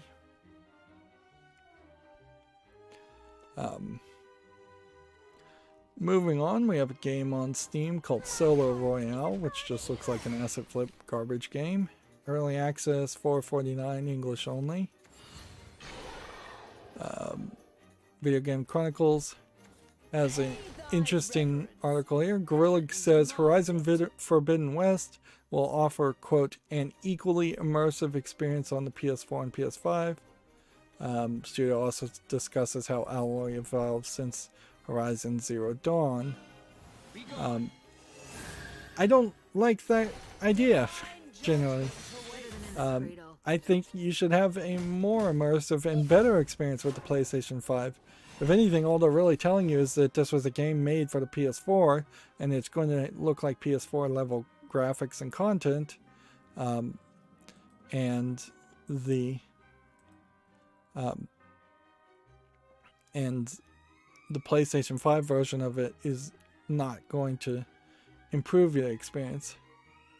Like, in this trailer, watching our hair bounce up, there is some physics that are kind of bad on our hair.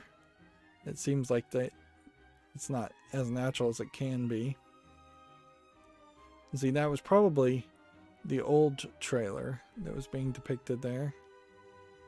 But maybe that was the new trailer, and they've made it so that they're just not focusing on her face. Which, in all fairness, when you actually play the game, you're not really going to be looking at her face for the main gameplay loop. You're going to be looking at the back of her head.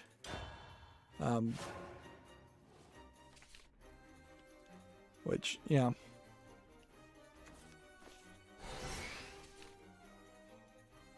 Let's see. Next, we have a game on Steam called How to Bathe Your Cat, which looks like one of those YouTube ad puzzle games where you have to divert water and lava. If this is probably like the first one of these I've actually seen on Steam, which goes to show how ads for things or games that look like they would be popular seem to take an incredible amount of time to be ripped off.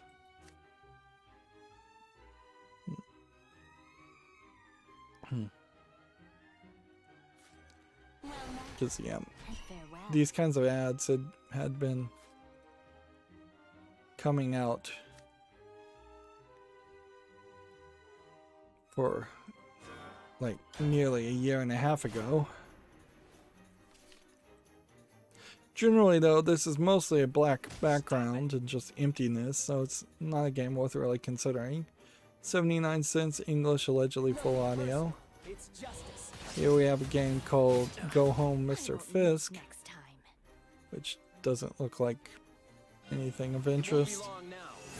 Free, English and Japanese. Komatsu has an article here that Code Vein shipments and digital sales have topped 2 million, which really is a sad statement because they're reaching this 2 years after the release.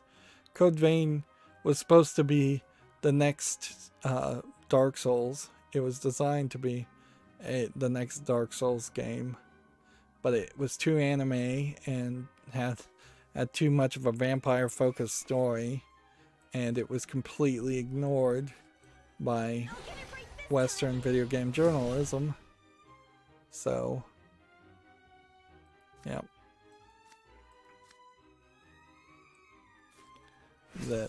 that was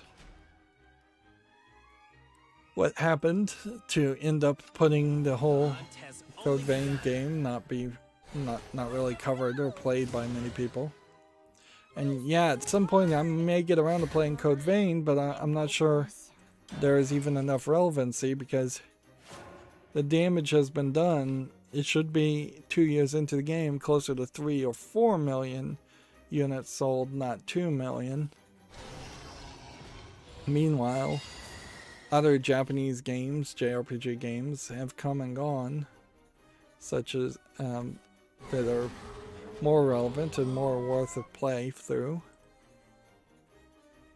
Here we have a game on Steam called Alone Recode, which looks like it's mostly just a 8-bit RPG type game. $4.79, English only, allegedly full audio. That's a no. Here we have Matanga 2, which I think this is just a horror walking simulator. Probably an asset flip game.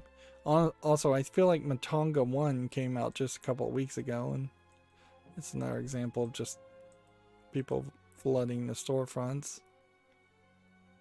$3.99, English and Russian. Here we have a game called Horror Legends, which looks like it might be an attempt at something like the Friday the 13th game. It's an asymmetrical player versus nightmare game. It's not the Friday the 13th one that was really successful. This is $9.74, English, allegedly full audio. Dead by Daylight, I think, is the successful version of that. Hunt Showdown may also be one.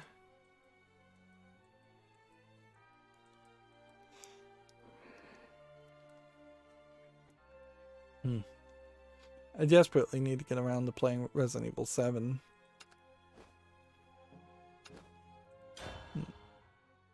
Yep. I think we'll probably have a fairly quick second Halloween month as far as content, because yeah. As for Horror Legends, I guess I put it on the fall list just in case there's something there, but then it's really an online PvP game also, so take it off the fall list because of that reason.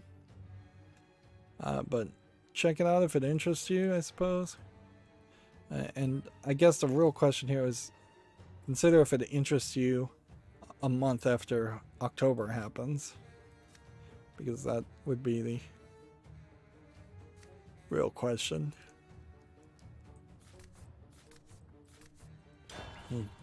Is it a flash in the pan type game? We have Grim Tales Crimson Hollows Collector's Edition from Big Fish Games, another hidden object game. $8.99, English only. That's cheaper than most Big Fish game listings. Here we have a game called Me vs. You, which I think we can say no to immediately. $14.39, English and German. That's way too expensive. Here we have a game called One Way to Exit 2, which looks like it's just a cheap physics falling game. English, 99 cents. Hey, we are closer to the end than I thought we were. I guess not that many games came out really over the weekend, and things are just kind of slowing down. But also, I'm looking at the timer, and it has been 2 hours and 40 minutes, so I think I've finally just slept enough where I'm starting to now lose track of time a lot more and not feeling exhausted and tired and just yawning in the first 5 minutes of a stream. Because yeah, this does feel like you're like I just blinked and we covered most of the news. Now arguably maybe that's because of this new experimental system I'm doing, where I'm just saying no to things very quickly.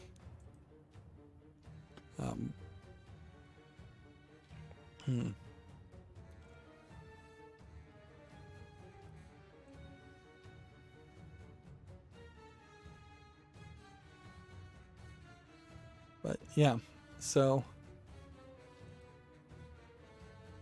that might just be a really good turn of events for me. If every stream is a blink and you're done type scenario, that would be great.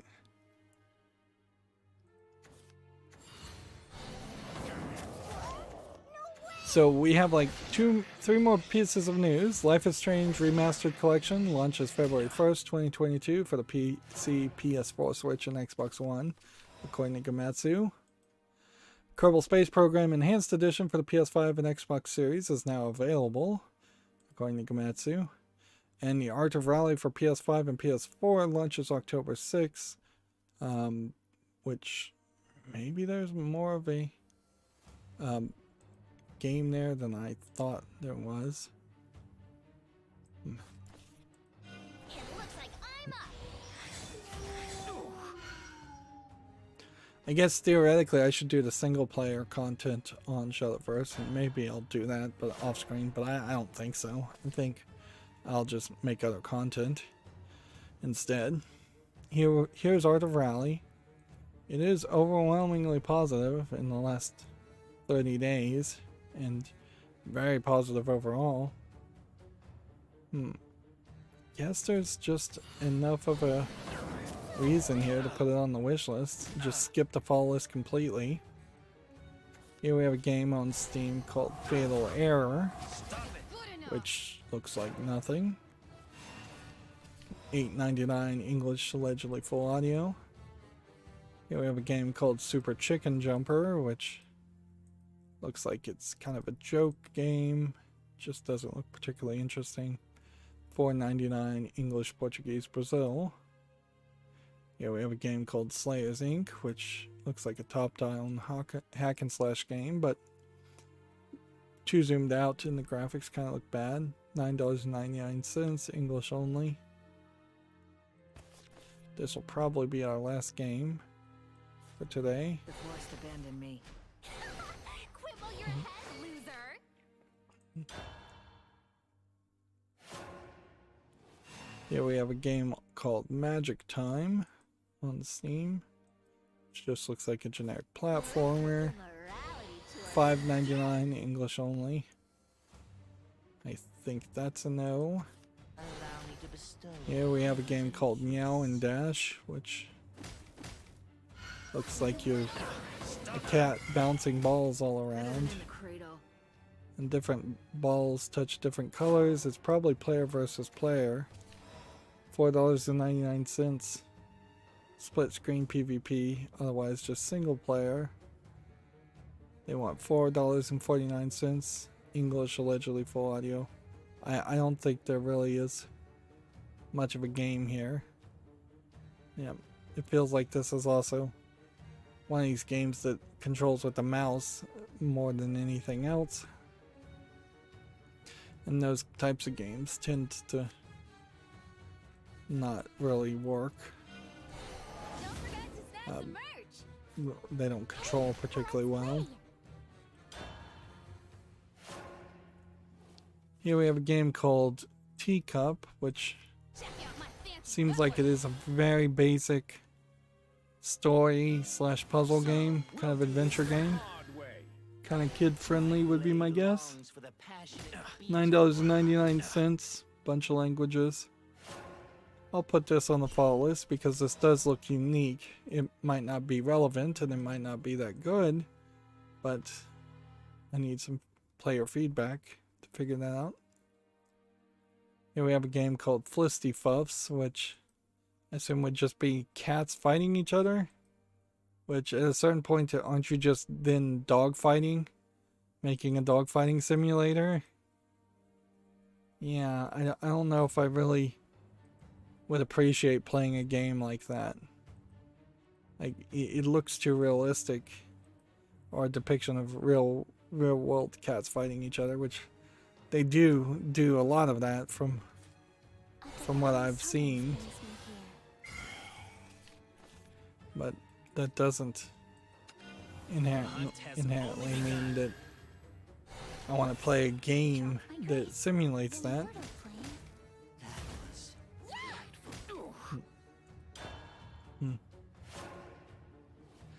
Let's see. Warhammer 40k Space Marine Anniversary Edition is, I guess, maybe on sale or something. I don't know why I ended up on this page.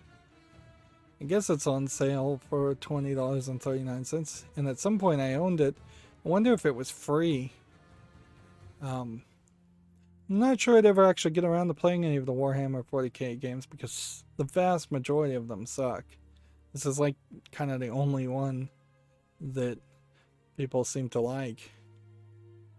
And then there's a Sega Discovery sale. Let's check out that. Bayonetta and Vanquish for $8.99. Pretty good deal there. I'm not sure if I don't own Vanquish. Shenmue for $7.50. Sonic Mania for $4.99. Wouldn't mind owning Sonic Mania. Give me an excuse to potentially run through a lot of Sonic games and try and play them for the first time in my life. Deadly Tower of Monsters. I think that was a decent game. For $2.99, it's almost certainly worth it. And that's going to be the case for a lot of these games. Shining Resonance Refrain for $8.99 is a much more reasonable price. Xenoclash for $2.99 is a much more reasonable price. Not a lot of games being listed here though for the sale, unless something more is being hidden from me. I'm already a proper lady, you know. Yes, turn off the ad blocking and reload the page just to see if anything more was supposed to be shown. Nope. So, decent sales. But the only way to see any more is to click this bar that's white on white, and that's why I didn't see it. Yakuza 3 for $14.99 is probably worth it. Let's see. 2 Foot Hospital. The Club for $3.74 is questionable. Space Channel 5 Part 2, $1.19. Can you get Part 1? That's a question, certainly. Persona 4 is this actually published by Sega? $13.99. It's a bit of a discount. Persona 4 Golden. Catherine for $7.59 is probably worth it. Depending on if you like that kind of puzzling. Citizens of Space is mixed. Let's see. Is there anything else that's really jumping out? I wouldn't want to get Rock of Ages 2 because I didn't like Rock of Ages 1. 2 Points Hospital for $11.89. I guess I don't own Vanquish for $4.99. So, yeah. Still not really a lot of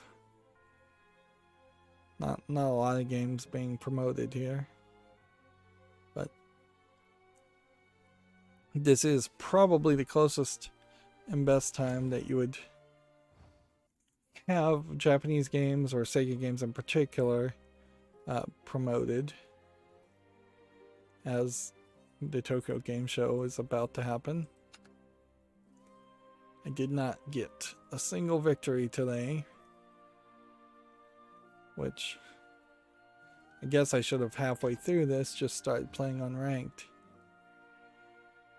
Alright, we have about 20 more pages of games. Let's just burn through them all. Here we have one on Steam called Dad's Monster House, which looks creepy, looks like a different type of art style. They're calling it an RPG puzzle 2D platformer.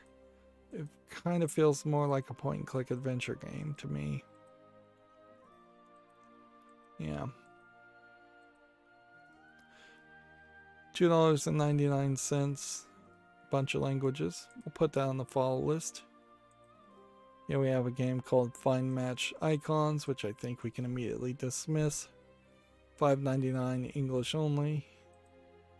Here we have Haos, H-A-O-S, which looks just like a bunch of neon colors for a top-down space shooter. Asteroids clone. $4.24 English, allegedly full audio. I guess it's slightly different from an Asteroids clone in the fact that there are barriers and walls and environments you're flying around. Here we have a game called Element Towers, which is just a tower defense game. Doesn't look much like a lot of the other tower defense games, but it's still just a tower defense game. Early access, $11.04. I don't know why you need to be early access in the category of tower defense. That should raise some red flags. Here we have Dungeon Danger Traps on Steam, which I feel like we'd already seen a game like this. Infinite runner and jumper avoiding incredibly dangerous traps. Doesn't feel like enough of a game there.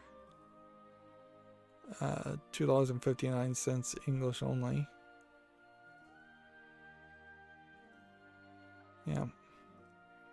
This is the kind of stuff that you would expect to see in the Tomb Raider reboot, with all of the story and still the hunting and the first person shooting and the other gameplay elements that were in the Tomb Raider reboot games.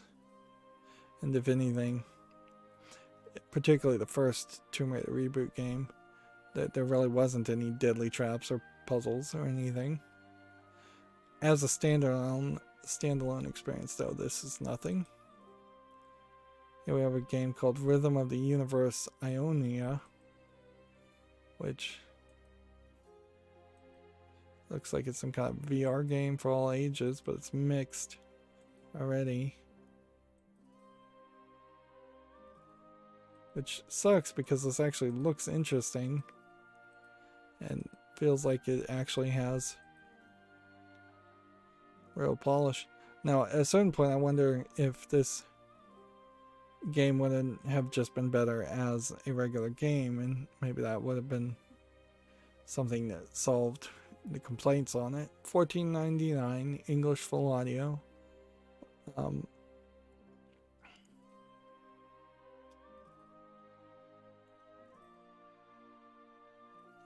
Donating to some charity, which I think this is the Steve Irwin family, if I was just to guess.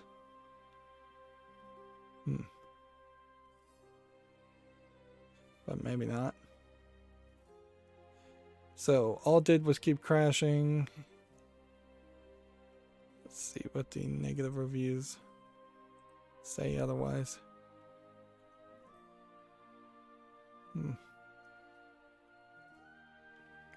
It's truly beautiful. The scenery, at least. The characters are ugly. Although the game is great looking, it has huge design flaws that are hard to digest. It's like the devs never played VR before. Modeling is outdated and looks really bad. Could be good, but it's not.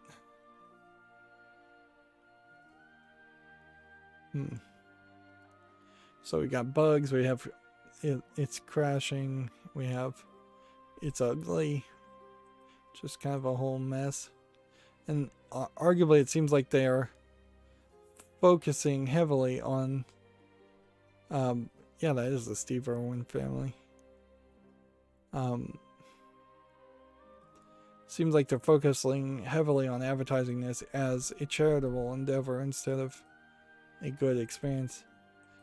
Yeah, if you had made this a regular game where you zoomed out a little bit, you could hide a lot of the bad level of graphics. Yeah, because you can make something look incredibly, incredibly bad simply by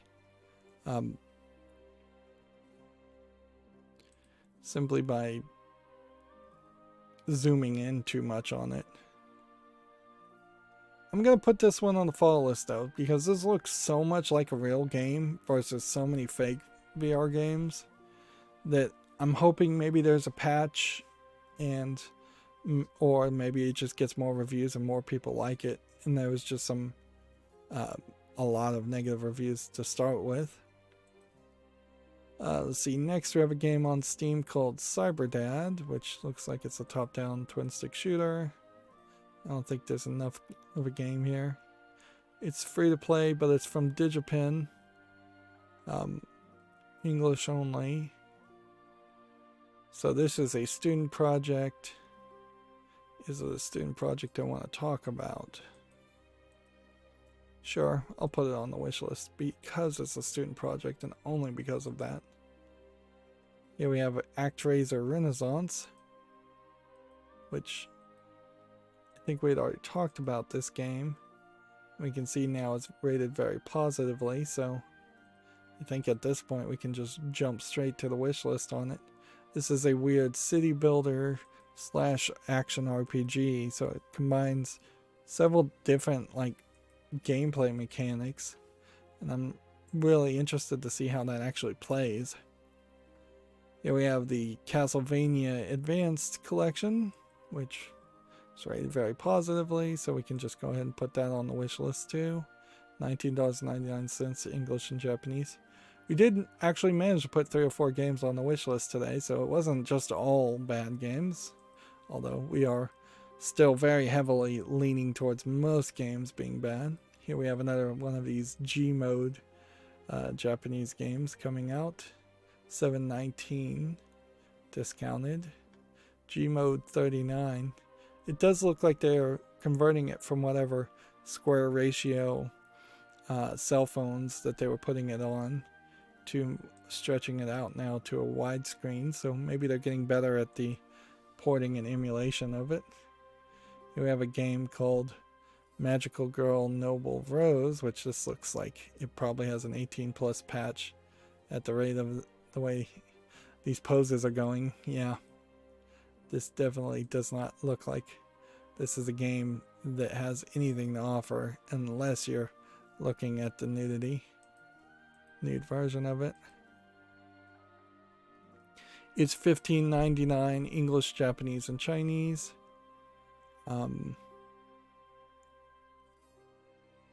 Let's see. It is tagged with sexual language and nudity. There is no patch per se, though. It's just in the game. Yeah. And every single screenshot has the main heroine tied up or wrapped up by tentacles or something else. And in one of the screenshots, her clothes are ripped off of her. Although she's not naked, you can see her underwear. So yeah. Very blatant as far as what the game is and who they're trying to sell it to. And that's probably very intentional too. They're not trying to trick people. They want to catch the attention of people who want to play those kinds of games. Whatever desperate few people are out there still like that. Here we have what looks like a Chinese simulation game of some sort. It's free to play with in-app purchases, Chinese only, single player, and MMO. Kind of all over the place.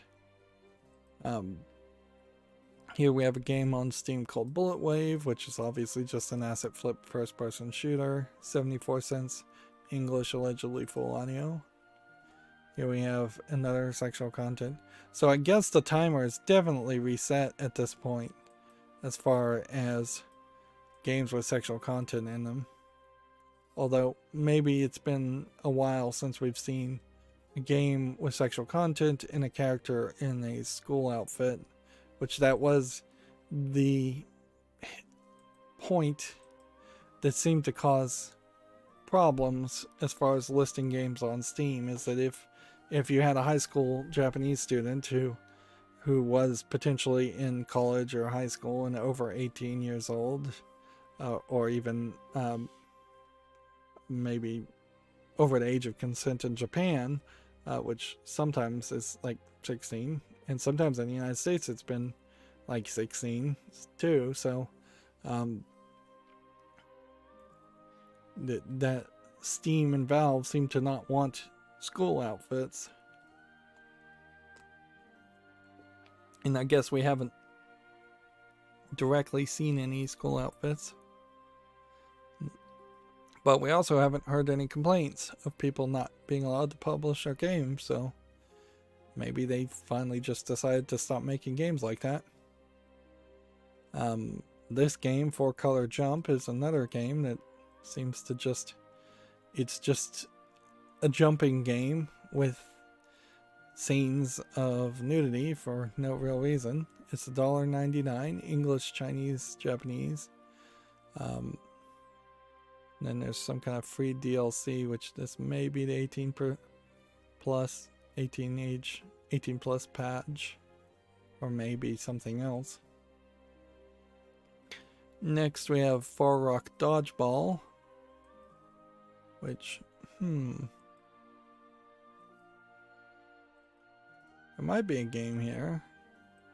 Sports RPG game. I guess the real question is, how does this really play?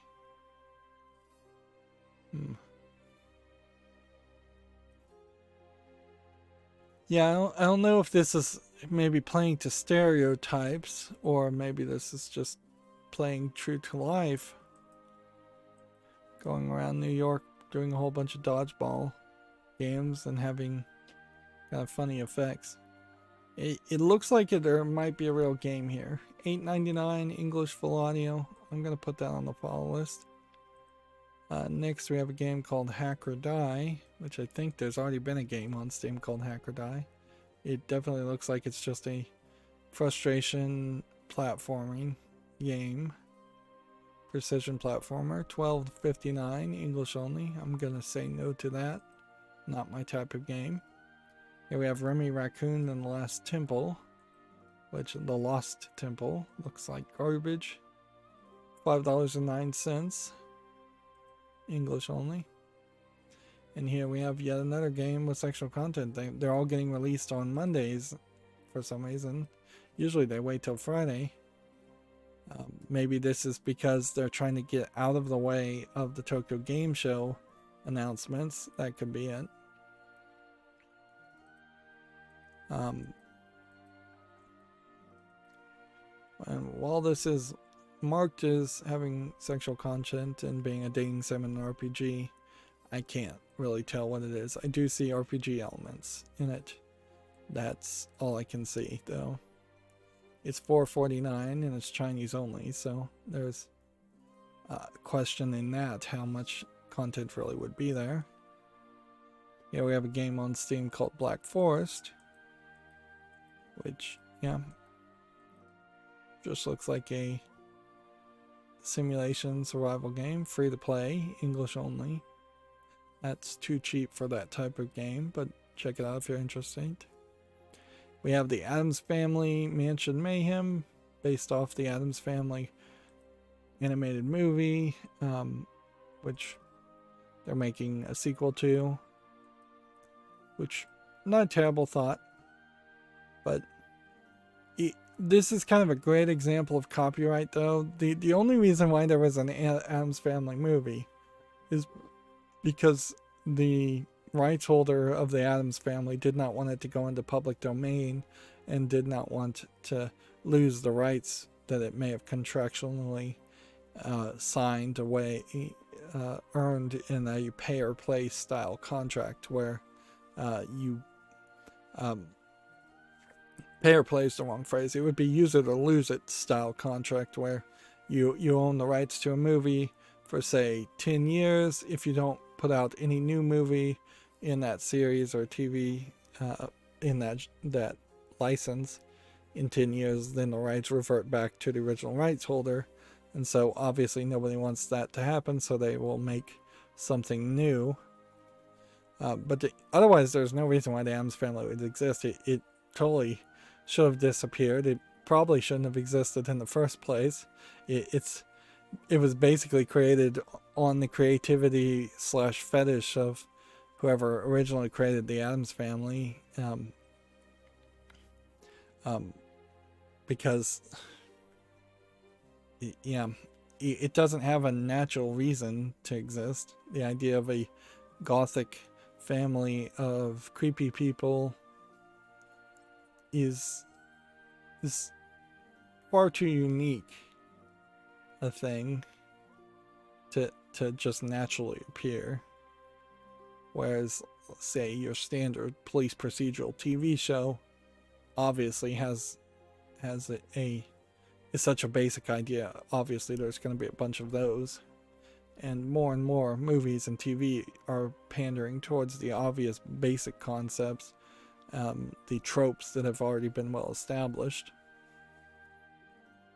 Honestly, as I just generally think about the Addams Family as a group of characters, they're not well established characters. They don't really have a goal. They're just a family that kind of hangs out, and then something happens and then you see their funny reactions to it. The characters themselves are not really unique or fleshed out. They all kind of have the same way of thinking and acting. You could easily write a story with like Pugsley doing something and then replace it with Wednesday, or replace Pugsley with Gomez or Morticia, and it would be about the exact same story. And if anything, there's kind of an othering in that the only thing that makes the Addams Family creepy is the way they're depicted in the cartoons. Once again, other them and make them look creepy. It on a basic level gets dangerously close to just teaching kids to distrust or laugh at people who look differently. Whereas in the real world, if you had like a huge forehead, you don't deserve to be made fun of. If you have a really wide face, you shouldn't be made fun of. If you have a mustache, you shouldn't be made fun of. If you have bags around your eyes, because you probably shouldn't be made fun of. Yeah. And frankly, if you feel more comfortable being a goth, you probably shouldn't be made fun of either. And yeah, it definitely feels like you're laughing at the Addams Family, not with the Addams Family. Regardless, this game is $39.99. It's got a bunch of languages on it. I guess I have to put it on the fall list. It's probably one of these movie tie-in games that is not worth actually owning, because it's always going to be too expensive, and there's probably not much of a game there. It is also, I think, worth mentioning that while it probably isn't the best game ever, there is a Hotel Transylvania game that is already on Steam and has been for a while, and the Hotel Transylvania movie probably is the reason why we saw the Addams Family movie come out, in the sense that they wanted to capitalize on that success. Next, we have a game on Steam called Infinite Cube Defense, which looks like nothing. $5.24 English only. Then we have The Chicken's Fall, which looks like nothing, for 99 cents English and Portuguese Brazil. And then we have Jaxalajabi, which looks like a Korean game, but that word does not feel Korean to me. Kinetic novel that you experience a unique setup and story. So, kinetic meaning no branching paths. Visual novel. English is not supported, $3.99, Korean only. And it looks pretty weird. This would be the kind of thing it would be nice to see if a Korean could read this story and how they would feel about it. But I bet we'll never see any reviews on it at all. We're still in the very early days of Korean games being their own genre in their own right on Steam, where we see just tons of variety and tons of Korean releases. At the moment, they are getting mixed heavily with the Japanese and the Chinese games. Next, we have VR Summer Sports, which, yeah, this feels like the exact kind of thing you don't want to do in VR.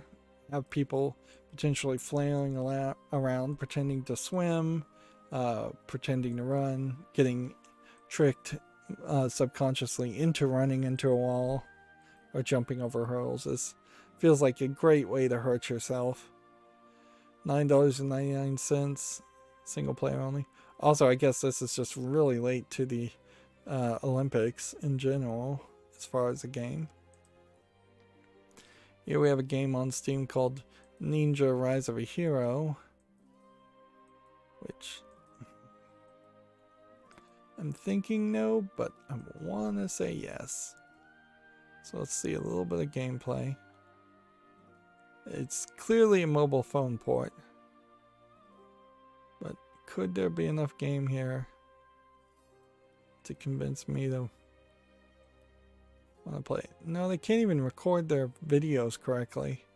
Plus, if they could record it correctly, then that would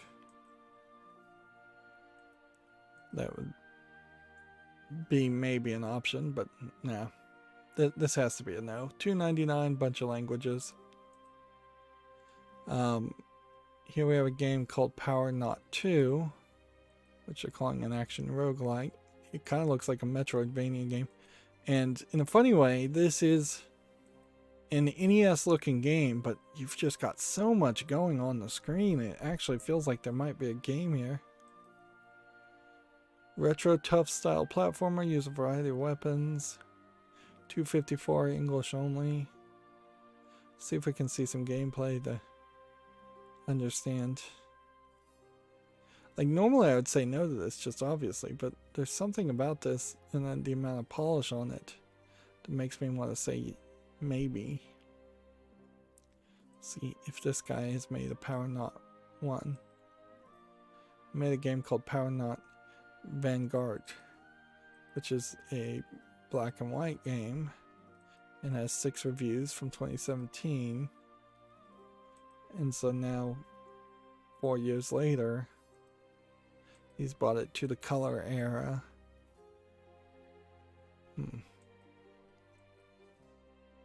Yeah, I think I would say no, but I'm going to put it on the follow list just to give it a chance. Maybe if he made a third version of Power Not, then that would maybe that would then catch my attention a little bit better.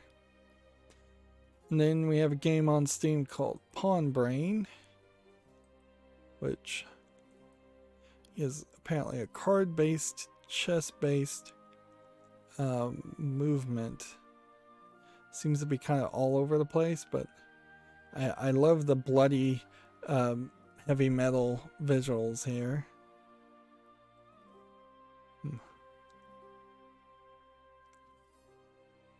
Yeah, and it really looks like a puzzle game more than anything. $8.99, English only. I'm going to put this on the follow list. That looks like it's somebody actually trying to show off their style and make a game, and not just make a simplistic puzzle game for no reason. And then here we have a game called Time of the Clones, which looks like it might be a Rick and Morty fan game. Or just Rick fan game. No Morty.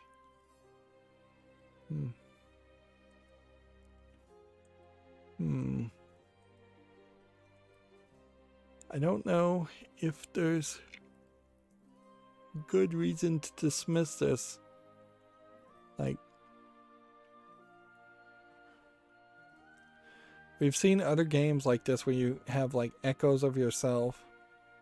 And by using echoes of yourself, you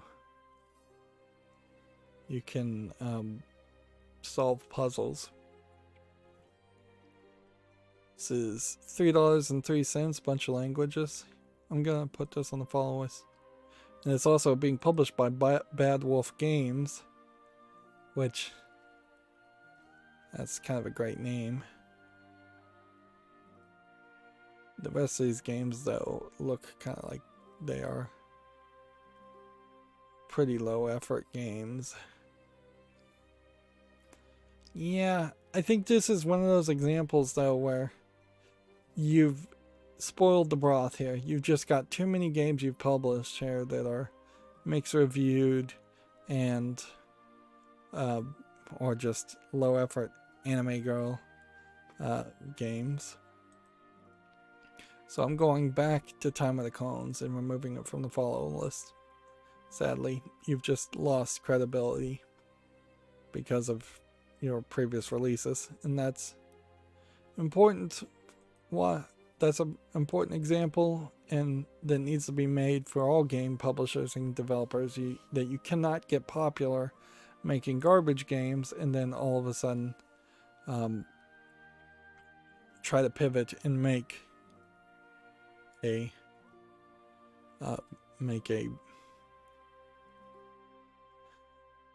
real game. Alright, now I'm just scrolling down my Twitter feed to see if there's any new news, and then we'll be done for the stream today.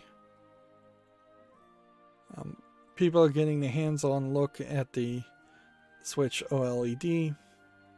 The speakers apparently are bigger and better in the OLED version, which I think there's an improvement there, certainly. And the new dock is feels better from what I hear. And the OLED seems to reduce the bezel, but it doesn't feel like there's really any major changes other than that.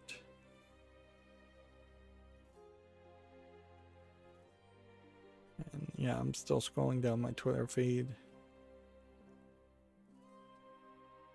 Yeah.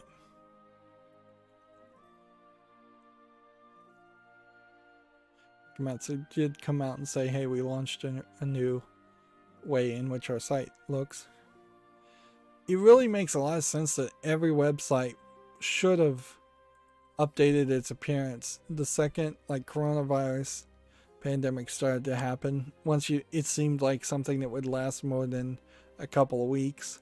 That would have been a great time to say, all right, everybody from home who can web design, start web designing. We're going to just completely relaunch our appearance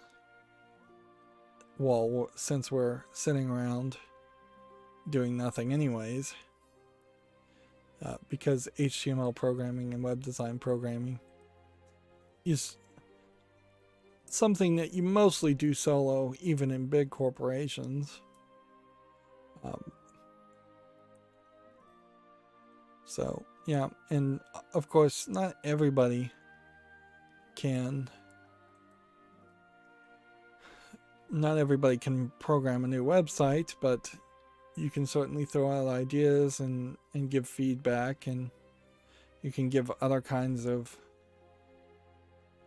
solo tasks to employees who can't contribute at all to that idea. Although, frankly, if you're working at a website-based publisher, everybody should have at least some ideas and some way to contribute.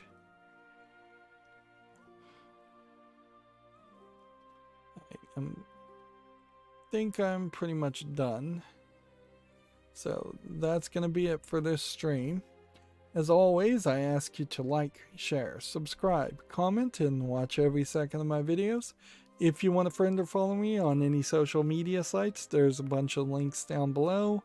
And if you want to support me further, there's a link to Patreon, or you can friend me on Steam and gift me a game off my wishlist. Thank you for watching.